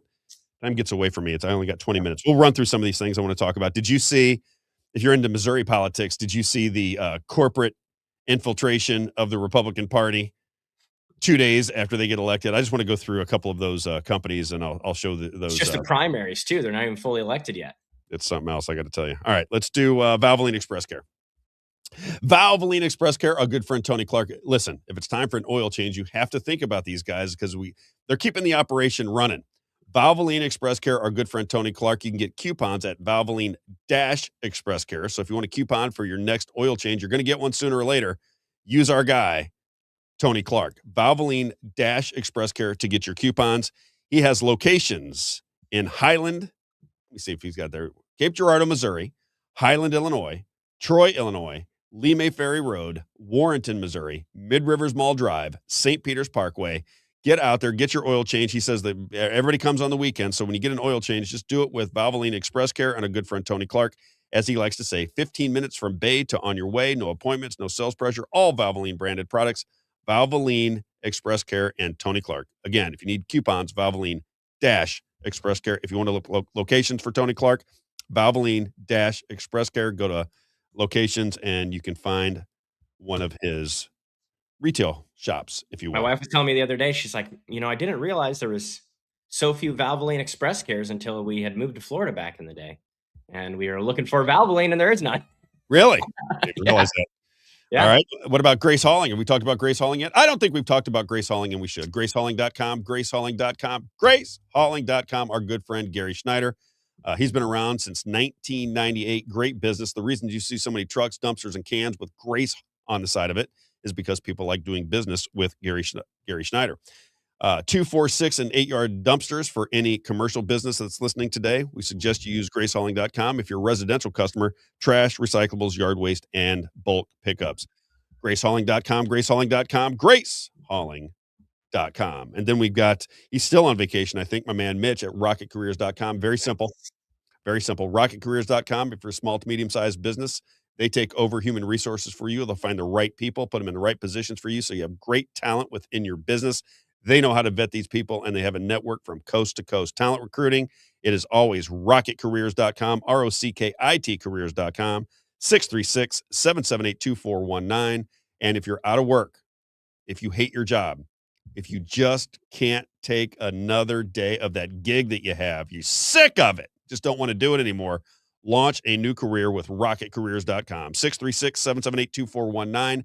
They will use their network from coast to coast to put you in a position where you can enjoy your life again. Because if you like your job, you're going to like your life. If you hate your job, life's no fun. rocketcareers.com, ROCKIT careers.com, 636-778-2419. All right, I'll get to 3 later. Want to get to that story, just Missouri politics, because it's still fresh in my mind. Let's take a look. Do you have that picture? It is, and then Josh Lehman, one of our panel guests, put out a great video as well. Let's do Act for Missouri put this out. It's clip number 12. Let's see here. So everybody in the Republican Party who won their primary, they were whisked away to Branson for a private meeting with the big corporations that prop up the Republican Party in the state of Missouri. So when you watch how the whole thing unfolds in the state of Missouri, you watch who gets the money, who gets the contracts, where legislation is directed, you're going to notice that these particular businesses often are the beneficiary. Can you pop that open real fast? Yeah. Let me see if I can see it there. So I was just showing this is Act for Missouri. Here's how this goes. Just 2 days after your votes were tallied, you're were whisked off to a summer caucus to discuss strategy and agendas. This event is put on by the HRCC. Who's that? The House Republican Campaign Committee. Notice the bottom of the banner. It says HRCC Inc. Then take a look at the sponsors of the event. This is Missouri Inc., as it's so fondly called on the Rob Carter Show. No judgment, just putting out the facts, Jack. Love that. I love it. Make of it as you will. Pictures in the comments, and then we'll look at the pictures now. But I just thought that was a good setup. So read some of the big companies that are on there. So you've got Rex Singfield right at the top right when there. You got Rex Singfield. You got Jay. So why would the Gaming Commission be at a Republican event? I thought the Republicans were against these machines. No? I thought the conservative ideology was, we really don't like our kids gambling. But apparently there's going to be a move. J&J Gaming, Rex Singfield.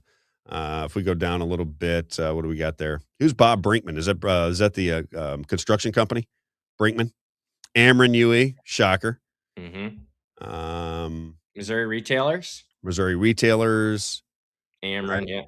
So the other one, Oracle. Spire. Oracle's got the best Charter. Missouri. Oh yeah. Oracle. AT&T, AT&T, they love Missouri. AT&T does. They're coming in with all of our best interests at heart. Look at that. Meta, Google. Interesting. Yeah. Okay. And then you see the Missouri Power. They were at the they're even involved in the local government. That's who I deal with them. Did you see Invenergy up there? Which one? Invenergy. Oh yeah, right there. I see it. Yep. You know what Invenergy is all about? No. I did a show on Invenergy as well. So Invenergy is the one that with that Green Belt Express where they were building across Kansas and Missouri. That was Invenergy. Let me read what it says about Invenergy. Okay, so you got Invenergy. They are sponsors of the Republican Party. Can I read what it says about them in Wikipedia real fast? Oh, yeah. Invenergy is an American-based multinational power generation development and operations company. This is the Green Belt Express, if I'm not mistaken. I looked them up, and they're the people behind them come from our club schools, Isaiah, and I don't remember if you know the club schools, but if you want, that's not it. How do I mess that up? I had that nailed down. It's a big club, and you ain't in it. Oh, again, the eyes. It's a big club, and you ain't in it. So Invenergy, right? They're a multinational business in Missouri, and I believe Josh Hawley was the one that spoke out about this whole operation too. And then what happened? This is the greatest ever. So the guy that was suing was Andrew Bailey. He didn't like what was going down apparently, and he was suing. So the Trump administration takes out Andrew Bailey, and the attorney for the people that Andrew Bailey was suing, Catherine Hanaway, funded by Rex Singfield, becomes the attorney general in Missouri. You just cannot, under any circumstances, make it up. If you wrote the script for this in a movie, it would be so obvious that people would go, "This is too dumb. I figured this is not a mystery because I figured it out too soon." The Republican Party don't think that you know, and they don't think that you care. And the people involved in this are going to run the show in the state of Missouri. It's not going to be the voters. It's going to be those people. Those are the voters because they are the ones with the money. And I just think that's the way it works. Yeah. That's my take. We got the Greater St. Louis Inc. They're the ones who are doing all the downtown work. There's, I think it was like 4 or 5 groups that merged together to make that group, right? Yep. And then you see Axiom right there in the middle, Axiom Strategies. They that's who got a large chunk of the money from Missouri Promise. Axiom Strategies. What are they? Are they? Yep. What are they? A marketing company? Like political, like a political strategy consulting agency. Yep. Yeah. So man, lots of. I saw Anheuser-Busch is over there too. I don't know if you saw that one. Remember when the comedian Robin Williams said, when you see your politicians, they should have to wear tags on their clothes, on their sport jackets, just like the racers do. Like that's NASCAR. Well, that's what he's talking about right there. Yeah. What does John say? It'd be great. Every day, John. I can't help it. I wake up like this. Isaiah, you're looking so handsome today. And Rob, well, if you can't say anything nice, that's what he says. All right, John, I'll get you back to that one. Too funny. All right. Morning, Alexander. Now let's play the Missouri GOP. I wanted to get this in today. I didn't want to wait till tomorrow. But again, just a little bit of Missouri politics toward the end here. This is Josh Lehman. I think he just nails this right off the top. This is exactly the way I see it. This is what I have. Wow. Sorry. Did you see this from Private Browser? What's it say? Got to hook you up with my girlfriend that used to work for the Show Me Institute and tell you some of the weird stuff she experienced from Rex. Bizarre, gross. Let's bring it on. Yeah. Put so up the robcartershow.com/contact. The robcartershow.com. Just go to our website where everyone knows how to get there. And just go to the contact page, fill out a form, and we'll get an email about it. So, and I would love to know I'd love to know what's going on there. I would love to know. But this is the, post the midterms. And please, if you're still with the show, because I know we're getting toward the end, one more time, like, comment, share, and subscribe. Isaiah did not remind me today. That's always a big miss on his part. He'll be docked pay, of course. Like, comment, share. Mitch, I need a new job. Like, comment, share, and please do that for us. Please. Like, comment, share, because we bounce around from all these different platforms. It's so crazy, Isaiah. I was looking at it. You were off the last few days. We'll have, thousands of people watch on YouTube one day and then 150 to the next. We'll have 500 people watch and they see it. Like when you look on Facebook and you'll see like a thing up there that says 12. If you see the views at the end of the day that were larger than 3 minutes, it's always like 500 to 600. Sometimes it's 1,000. Sometimes it's 2,000. I don't know why it always shows there's like 4 people watching. It's strange when you see the total numbers at the end. Then you go to X and you'll have anywhere from 200 to 300 people listening one day, 500, 600, 700 the next. Same with Spotify. It's all over the map. I can't make head. Is it just the title in the thumbnail? The subject matter. It's the content. It's just the content, I guess, right? Yeah. Because it's the content. If it's resonating with more people, it's going to reach more people. If it's not resonating with more people, it's not going to reach as many. The only one that seems relatively consistent is Rumble is always somewhere between 1,000 and 2,500. Mm-hmm. Right? Yeah. Rumble does a good job of notifying people. YouTube's doing better. I will say YouTube's been doing a lot better. I've noticed they send out like the 30-minute before notifications before we go live and things like that. So yeah, somebody said that they did not get their notification today. So I apologize for that. Like, comment, share, and subscribe. It would be a great help for us. And let's get to clip number 4. This is Josh Lehman. Josh Lehman is Rhino Watch. He's another, I would say he's a grassroots Missouri Rhino Watch. Missouri Rhino Watch. I apologize. Missouri Rhino Watch. He was on with us earlier in the week. I'd like to start having him on for some panel discussions if he has time. He works during my time slot, so it's a little tougher. But he was driving in his car. He's giving an opinion as to what is going on with the Republican Party. And this is why they're losing 80-20. And Isaiah, I don't see any outreach to change what's going on. I don't see any outreach from the big major players in the Republican Party in the state of Missouri to say, hey, a minute, we hear you. We understand why you guys feel the way that you do. We think that Amendment 4 and Amendment 5 would have been great for the state of Missouri. We recognize now, as Rob told us all along, the trust problem was going to get in the way. Now that we recognize we lost 80-20 on 2 of our ballot measures, big deals to us, the entire Republican Party apparatus was behind it. You had all the money coming in to sell it. You had Governor Kehoe. It was their number 1 agenda item. And then it gets shut down 83-17. That should be a wake-up call that there's no trust. That your framework, the reason it didn't work was because nobody trusted that you would implement it properly. Mm-hmm. That's just the way it is. And if you're not going to outreach to us and say, wait a minute, we know now why you're upset. We recognize that we're constantly compromising with the Democrats. Again, as Act for Missouri laid out for everybody, as a percentage to the total, more Democrats vote on Republican legislation in the affirmative than the Republicans themselves. Think about that. You got a supermajority of Republicans, and when they put out Republican legislation, you have more Democrats as a percentage to the total vote for that legislation than Republicans themselves. How do you explain that, GOP? Let's explain it. If we're not understanding it, explain it to us. Because for us, it looks like you're playing footsie with the Democrats and then telling us the Democrats are the most terrible people in the world. And if we don't elect you, then the Democrats are going to get control. But then when it comes down to sausage making and legislation, you're right there cuddling with them. Sounds like DC.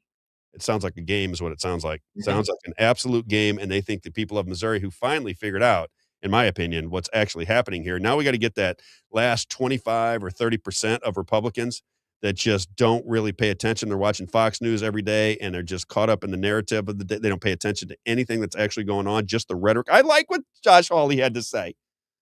Josh Hawley seems great. You guys don't like Josh? What do you mean you don't like? I love Josh Hawley. Every time I see the clips of him, he's so fantastic. I'm like, well, nobody doesn't do anything. I mean, maybe do something to get all that adulation. All right, here is Josh Lehman. I thought this was fabulous. Clip number 4. Hello, Patriots. Joshua Lehman here, Missouri Rhino Watch. I wanted to say something that I can't just get across in a post, right?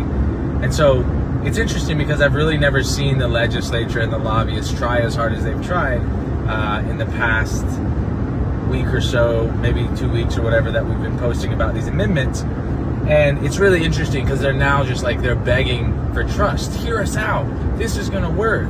We promise. And what's funny is, you know, if they hadn't done what they've been doing for the past, I don't know, at least 7 years, really supermajority for 20 years, and haven't gotten anything good done, we'd probably listen to them. We'd probably believe them. But see, the problem is we listened to them and we believed them before, and they never did anything that we were proud of, right? They would always stab us in the back with all these different situations that they've given us, right? I mean, you've got Schatz and the gas tax, you've got Quip, where they're doing construction while in progress, so you can the utility companies can charge you for buildings they're creating before they actually provide you any value, which is absolute nonsense. And we put, crazy enough, an initiative petition into the statutes to change that so that they couldn't do that, right? We said it was unscrupulous, if you will. It was wrong. It was not necessary. And of course, what did they do? Overturn the will of the voters by passing that law, right?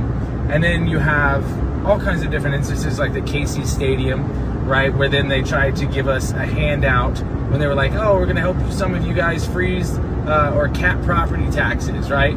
And the reality is the Constitution says everything has to be equal and uniform, so they figured it wasn't going to pass. And so what they did is they put a severance clause in there so that if and when it did get struck down, that it could sever away and the stadium bailout would still be a part of it, right? I mean, these guys are continually doing underhanded things while continually expanding the budget and never listening to us. And it's like, okay, cool, you guys are wanting to do all this great stuff, but you haven't done anything about election integrity. You've done nothing about the most important thing. In fact, when we bring it up, no one wants to talk about it, right? We've got Denny Hoskins who ran on that and has not done anything. It's gone quiet. We get gaslit by all the different election officials, and they want to pretend like this is not an issue, right? We've got all kinds of different corruption going on in Dunklin County and Franklin and all these other areas with illegal immigration. I mean, it's alleged that Ron Huber is, actually he admits it, there's a recording of him admitting it from another journalist, but this guy is a Republican commissioner in Dunklin County, and he is like the affiant, if you will, on the liquor license form for a lot of these restaurants. And crazy enough, he admits that some of those restaurants are probably owned by illegals, right? Crazy. He's also the brother-in-law, I think, to Republican Senator Jason B, right? We've given this information to a lot of senators, and it's not been brought up whatsoever, right? So we've got the things that we care about, the things that we want to get back, and you guys keep throwing all this garbage at us.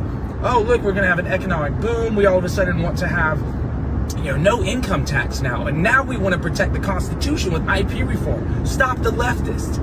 But for 7 years, You guys tanked IP reform. Caleb Rowden and Cindy O'Loughlin, the Senate majority and leader and the pro tem, killed IP reform the year it would have stopped the abortion amendment from even getting into the Constitution. When we had successfully banned abortion, you all allowed it to happen. Mary Elizabeth Coleman killed it last year at the behest, allegedly, of Rex Sinkfield, the same guy that's pouring money into all these different PACs. I think he dropped $300,000. I don't know if it's the Missouri Promise one he dropped the money into, but one of those he just dropped $300K into, okay? It is the same people that have been stopping IP reform for years so that they could get their amendments in. These people don't care about doing what's right. They care about doing what makes them money. And the grifters that are going along with this, right, they can get their conscience suited up because they believe, yeah, this is for the best. But see, I don't look at that. I look at what's happened before. I look at the nuance. I look at the things that they have done repeatedly. And now I see the same names signing off the same things. You got Nick Schroyer out there talking about, yeah, we need to stop the leftists from doing this. And commenting on Brad Hudson's page where he has all this, lame patriotic music behind him while he's talking about it. And Brad brings up the marijuana amendment that puts a chief equity officer into the Constitution, which is communism, right? And then also makes a monopoly out of the industry and doesn't make it fair. Well, funny enough, Nick Schroyer was the only Republican to back that. And while Nick Schroyer was backing that, lo and behold, his buddy Carl Bearden, who's also pushing for this amendment, also owns dispensaries. Guys, you're dealing with liars. You're dealing with people who do not have your best interests at heart. And they got all kinds of stats and all kinds of talking points, and they're going to throw them at you all the time. But the reality is they could have done better, right? They allowed full-blown murder of children to get into our Constitution because they wanted to pass their amendments, right? And then they're going to give us this new amendment that says only certain children are worthy of death, right? Now we have to compromise when we had already won. We had already won. They gave it away. And now what they want to do is they want to take a victory lap. They want to take a victory lap for things that they allowed to happen. They allowed the compromise. They allowed the amendments to pass. If they would have done it the right way from the beginning, we wouldn't be having this conversation. All of you are liars. You are grifters. You have a record of it. And I did not forget. And I'll be damned if I shut up about it now. Yeah. Don't you think most people feel that way on the grassroots side? Oh, 100%. Especially after the win that we got. They're like, yeah, shove that where the sun don't shine. That's the anger that I get from people. That's why I said I don't know why the Republican Party, if they actually want to win elections, let's say that they actually care whether they win elections. Let's say there really are two parties and they want to keep the Democrats out of the fray. I mean, you lose 80-20, you might want to come back after some of the people. Got to reevaluate, I feel like. Got to reevaluate at some point. But I don't think... To clarify there, the PAC he's talking about is called We the People Priorities PAC. That's the one that's the $300,000. Yeah. I don't think they're going to come back. I don't. I think that they hate the grassroots with a passion. I think that they try to play nice on occasions, but I think secretly they hate the grassroots people in this state. And I don't know that that's going to change anytime soon because they lost an election. I don't think that hatred's going to go away. Maybe it intensifies. But that's what I see going on in the state of Missouri. I think the people that question the Republican Party, all the way from what the speaker does to the oath of the speaker to the Senate pro tem and the floor leaders and the money and the I could go on and on and on with the things that I disagree with the Republican Party. I don't think they're looking to make elections. I don't think they're going to make any changes. Do you, Isaiah? I don't think they're going to make. I'll take all the people that are listening today that are on the side of the Republican Party. I'll bet you not one thing changes. Zilcho, not one thing. They just know that you're going to forget, and they're going to scare you with the Democrats come 2028, and you'll rush out to vote for the Republicans because you'll think it is the better of two evils. That's the way this system, in my opinion, is designed. Isaiah? Yeah. I mean, if you look at, we just saw, maybe I can pull it up here again, but that HRCC board that was up, right, from Act for Missouri, I believe Missouri Retailers was on there. And who was one of the biggest opposers of Amendment 5, Rob? The retailers. Exactly. And yet, if I'm seeing here correctly, I could be wrong. I don't mind being wrong. That's why I have no problem looking at this stuff live and, looking at it with you guys. But I thought on here somewhere. Yeah. Oh, there they are. Missouri Retailers. Yep. right there, just so everyone can see it. Sorry, right there, Missouri realtors, right? Oh, they definitely get their say, don't they? Yeah, and those are the enemy, Rob. That's the enemy. They're stopping us, from getting our agenda done. The governor's agenda. They're the left-wing communists, and now they are sponsoring the event for all of the Republican nominated candidates from the primary. And nobody seems to care about that, really. I think when we pointed out, everybody else, I saw somebody on social media goes, "Well, this isn't a big revelation. You have to have money, and this is the money behind the Republican Party, so they can basically fend off the Democrats." I'm like, well, yeah, maybe we should look at it in a different light. Maybe that is the process, but is that the process we desire? Yeah. Is big money coming in and buying up your government and making sure all legislation is tilted to that part of the tilted in that direction? Is that good for Missouri? I don't know. It doesn't seem. Yeah, I mean, I could tell you that most of my articles I write get usually 1,000 views, and the article I wrote on Rex and the history of him backing the elimination of income tax, right now it has 21,000 views on that article, and that was the most viral article I've ever had. So obviously something's resonating with people if that went that viral. And I had tons of people that were commenting to me and reaching out to me and being like, I had no idea. I knew of Rex, but I didn't know this history and how it outlined. Thank you so much for doing this, and things like that, because people might know this or that, or be like, oh yeah, Rex is a big money guy, but didn't understand how he has invested so long for the last 20 years in trying to eliminate the income tax here. Why isn't he calling us? I mean, if we are on the side of an issue and we get 80-20, why is the Robb and Isaiah pack not loaded with Rex money? Because obviously we won on those two big issues. Why can't we get where's my 300 grand, Isaiah? Exactly. Hey, come on, Rex. R&I pack. We'll start it today. Okay, we'll get a PO box in Jeff City if we want us to. What about Robb and Isaiah? Talk to Mark Ellinger. He can start it for us if you want. Yeah, don't give your money to the guys that lost 80-20.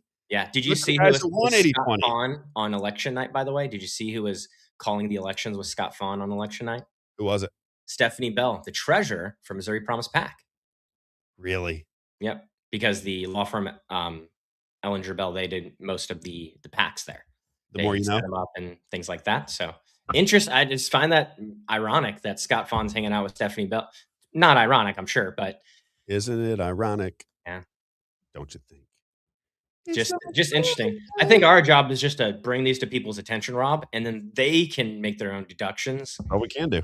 And I think there's a lot of people that are way smarter than you and I, that once they maybe just get a little bit of these pieces of information, they're like, oh yeah, now I get it because of this from that time, and this from this time, or this in my city that I know. And because we don't know everything that's happening all across the state, Rob. There's things happening in people's cities and counties, but I feel like a lot of them have similarities and are related. Right. There's a ton of stories out there you could cover. They all kind of intermingle at some point. Yeah. All right, let's finish up the day with joneswater.com, joneswater.com. Don't forget, if you need an air or water filtration system, and you do if you don't have one, it's always joneswater.com. His business has been around since 1995. Good friend of the show. He was one of the very first that came on board and said, Rob, you deserve to have a platform and say what you believe, and let's see where it takes you. And he's been with me for a long, long time. I tell everybody, if you're still drinking tap water in the year 2026, I just don't know how you do it. You cannot be drinking that chemically poisoned water that a lot of people drink on a daily basis. I don't get it. Air and water filtration systems, you got to do this. This will keep you, it's the first step you should take, in my opinion, for your home or your business, is clean air and fresh water. If you want to do business with Everett Jones in Missouri, he does business in St. Charles County, Lincoln, Franklin, Warren, St. Louis, and Jefferson. If you go to the east side, it's Madison, Monroe, Jersey, and St. Clair. joneswater.com, 636-899-1040. And that reminds me, Isaiah, I have a call at 2:00, and I don't think I have it scheduled, and I'll forget if I don't do this. I have to do the same thing. I got to remind myself. I have a reminder that's going to go off here in 20 minutes to remind me. I don't even know what I set it for, but I know there's something that's going to remind me to do something in 20 minutes too. How about John says nobody's smarter than Isaiah? That's what I think too, but my wife tells me different.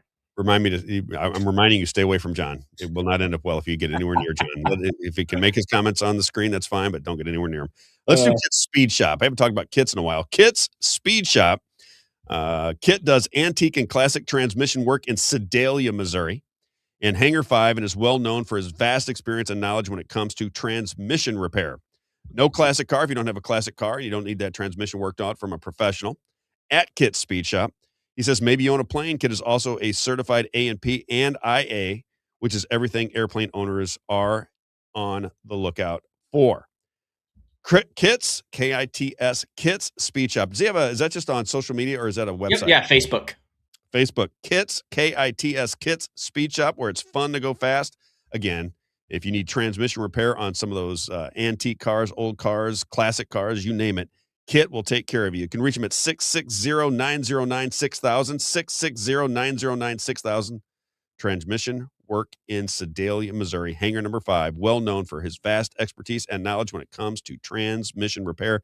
Kit's Speed Shop. Check him out on Facebook or reach out to him by phone at 660-909-6000. And then last but not least, when it's time for lunch, Isaiah, where are we going? We're going to Moe's Pizza. Moe's Pizza in Washington, Missouri, at the corner of Grand and 5th Street. Delicious food, delicious pizza and salad bars, sandwiches, burgers, chicken wings, ice cream. They got it all for you. And again, if you have any kind of get-together, any kind of banquet space that you need, it's always Moe's Pizza. They'll treat you like family. Birthday parties, anniversaries, political meetings, and Bible studies. God owns the place. He just works there. Our good friends, Mike and Brenda Johns out at Moe's Pizza. Big, proud supporter of this very show. Love those people. Get out there and check them out whenever you get a chance. Moe's Pizza in Washington, Missouri. I like to say a landmark in Washington, Missouri. Let me see if I got anything else for the week. A landmark. Let me make sure I don't have anything else. Got all my papers mixed up here. I don't think You're getting disorganized? No, I just put my stuff on top of it. What am I doing? Such a loser. Hang on here a minute. Nope, that's not it. I did love the Lego Iran video that you put in there. I almost sent it to you, and I was like, I don't know if he's. Have you seen all those? Those are really good. Really I don't understand what's going on there. Is that all AI stuff? Yeah. It says where's my notes? Yeah, it's AI animation. Iran AI. Mm-hmm. Very interesting. Isaiah, have I left my seat here? I haven't went anywhere. Where did my notes go? This is incredible. This is what my wife, she goes, you seem so smart. There it is. You seem so smart, but yet so stupid. That's what I was saying earlier when John said, "Oh, Isaiah's the smartest." I know. I tell my wife that every day, and somehow she doesn't believe me. My smoking hot wife said that to me just yesterday. She goes, "You seem so smart at times, but sometimes so stupid." That's not a very nice thing to say. That'd be true, but, you know. Thanks, Sue. Appreciate that. Let me see here. So we got the Larry McDonald. I can do that later.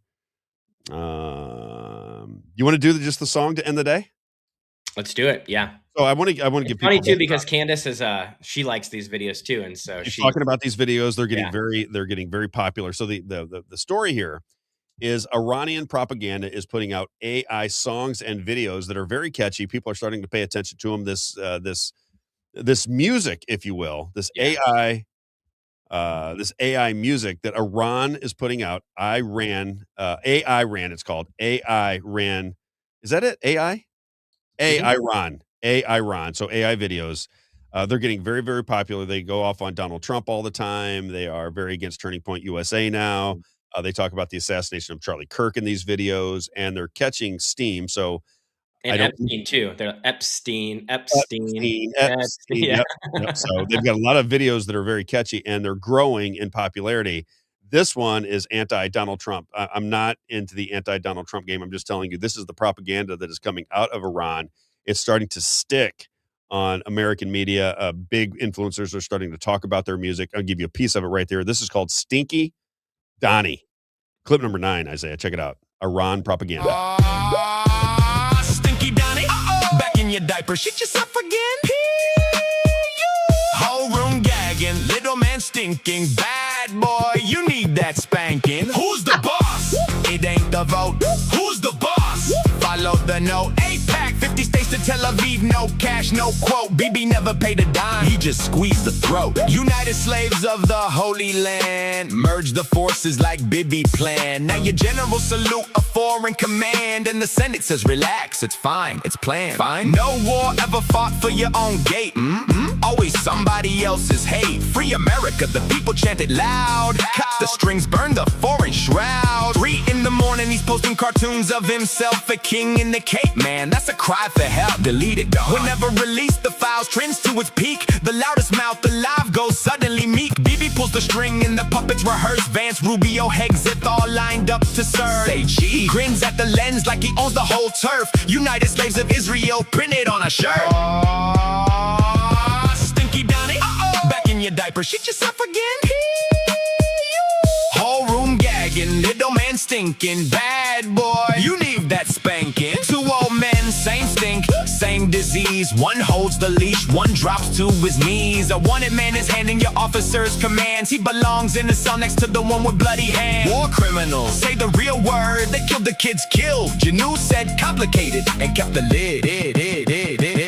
They keep saying Iran 2 weeks from the bomb. Now your own people screaming, build it, stay strong. They ain't screaming for another front.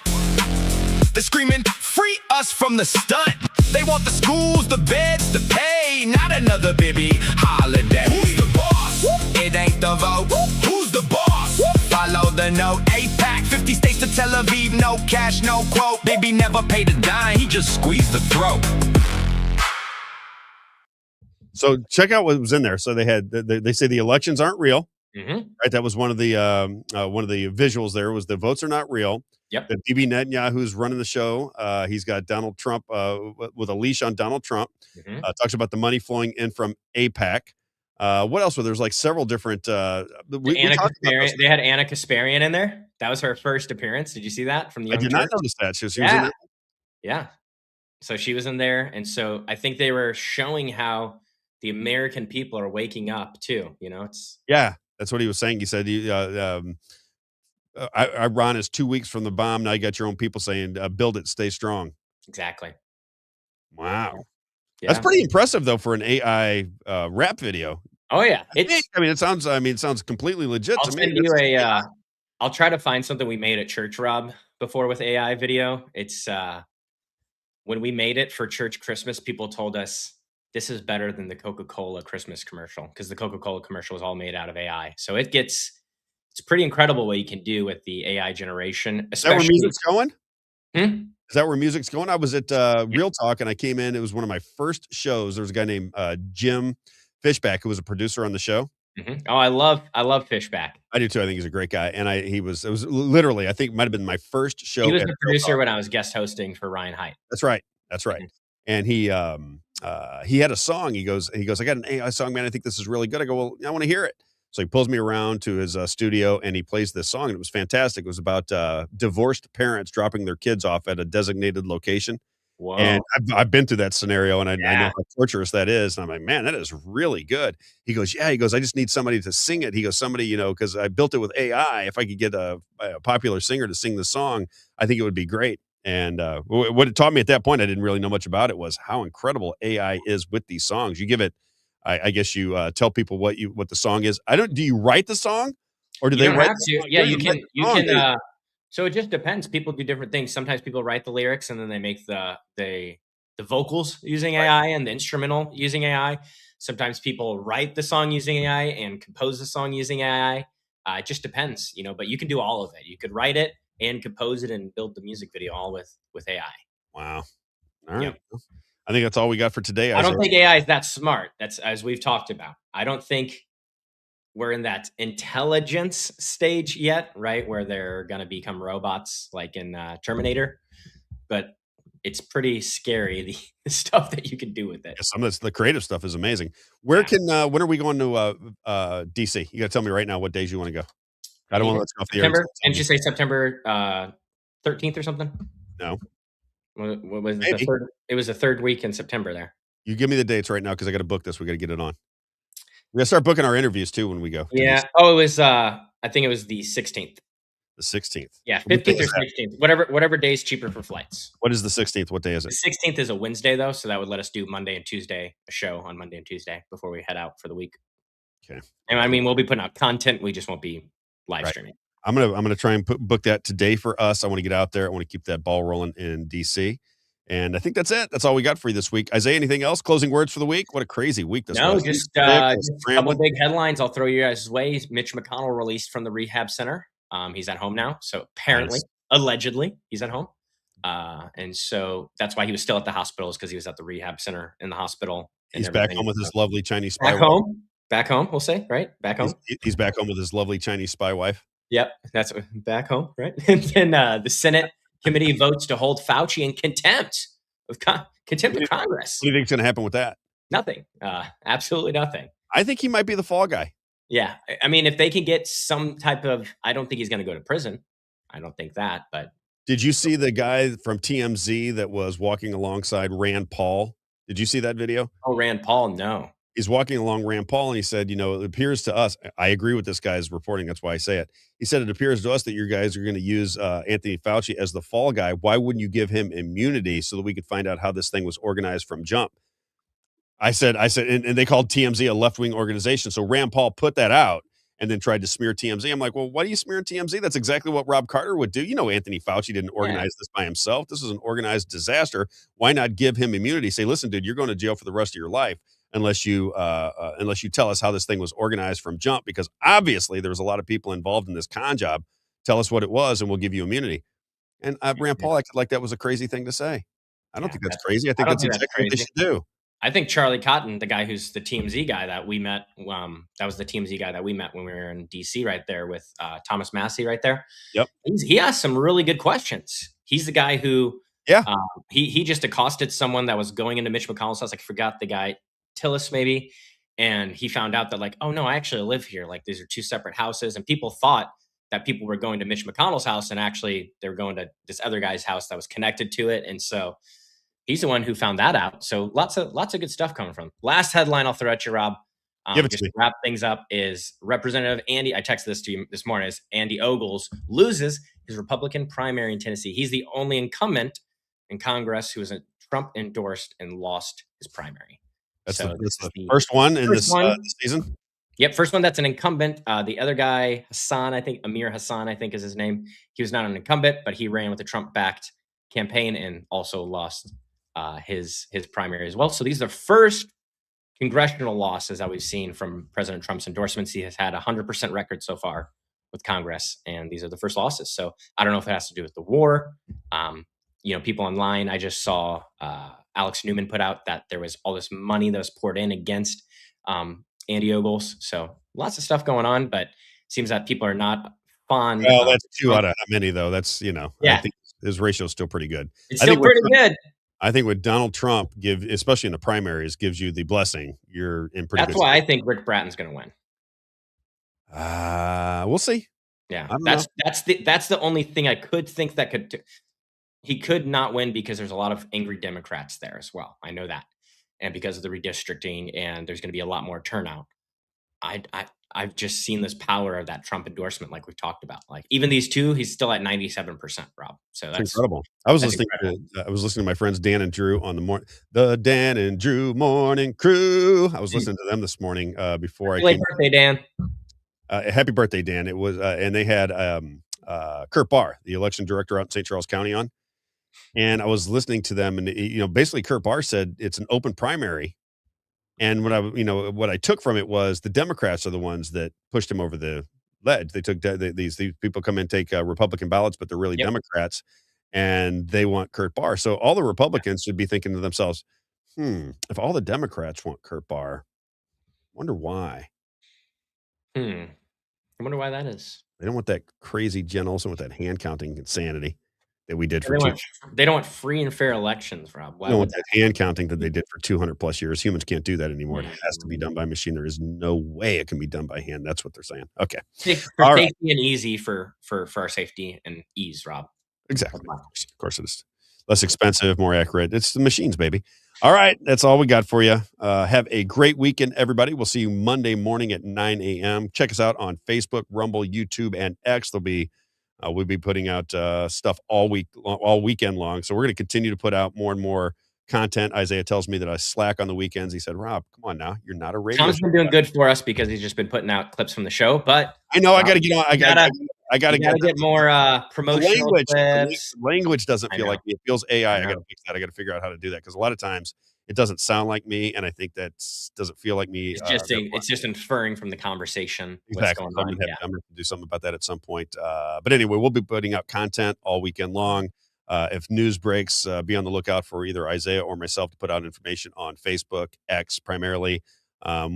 Anymore, and then last thing, I got to ask my buddy Max if he's still listening. I want to get a studio in St. Louis so that when we come to town, we can do the show from there. And if we have guests, because what I want to start doing is having a Sunday night. I haven't announced this right now in my head. I got to put it into practice. But what I want to do is start getting interviews with movers and shakers in the state of Missouri and do those interviews. We can do them live or we can tape them, but I want to start putting those out on Sunday night so that we can begin to ask questions and find out who will talk to us. Mhm. I really want to know who will talk to us. If it's somebody that I have that I don't really get along with politically, will they come on and talk to me for an hour about Missouri politics and will they answer my questions? If they won't, that tells me something. If they will, great. And then you'll get to hear what I would consider to be real questions about what goes on in the state of Missouri and listen to their answers. I'm not there to be contentious with them. I'm not there to fight with them.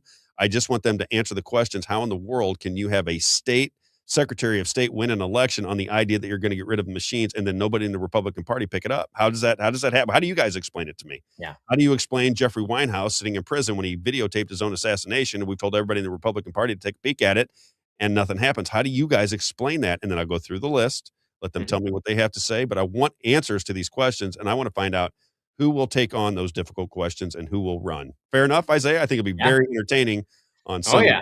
for 1 And hour. John, we your spot is one on the list. So I got a spot in Rosebud. That's right. We're going Yeah. to come out and spend a day there, regardless. But I'm talking about a studio that's.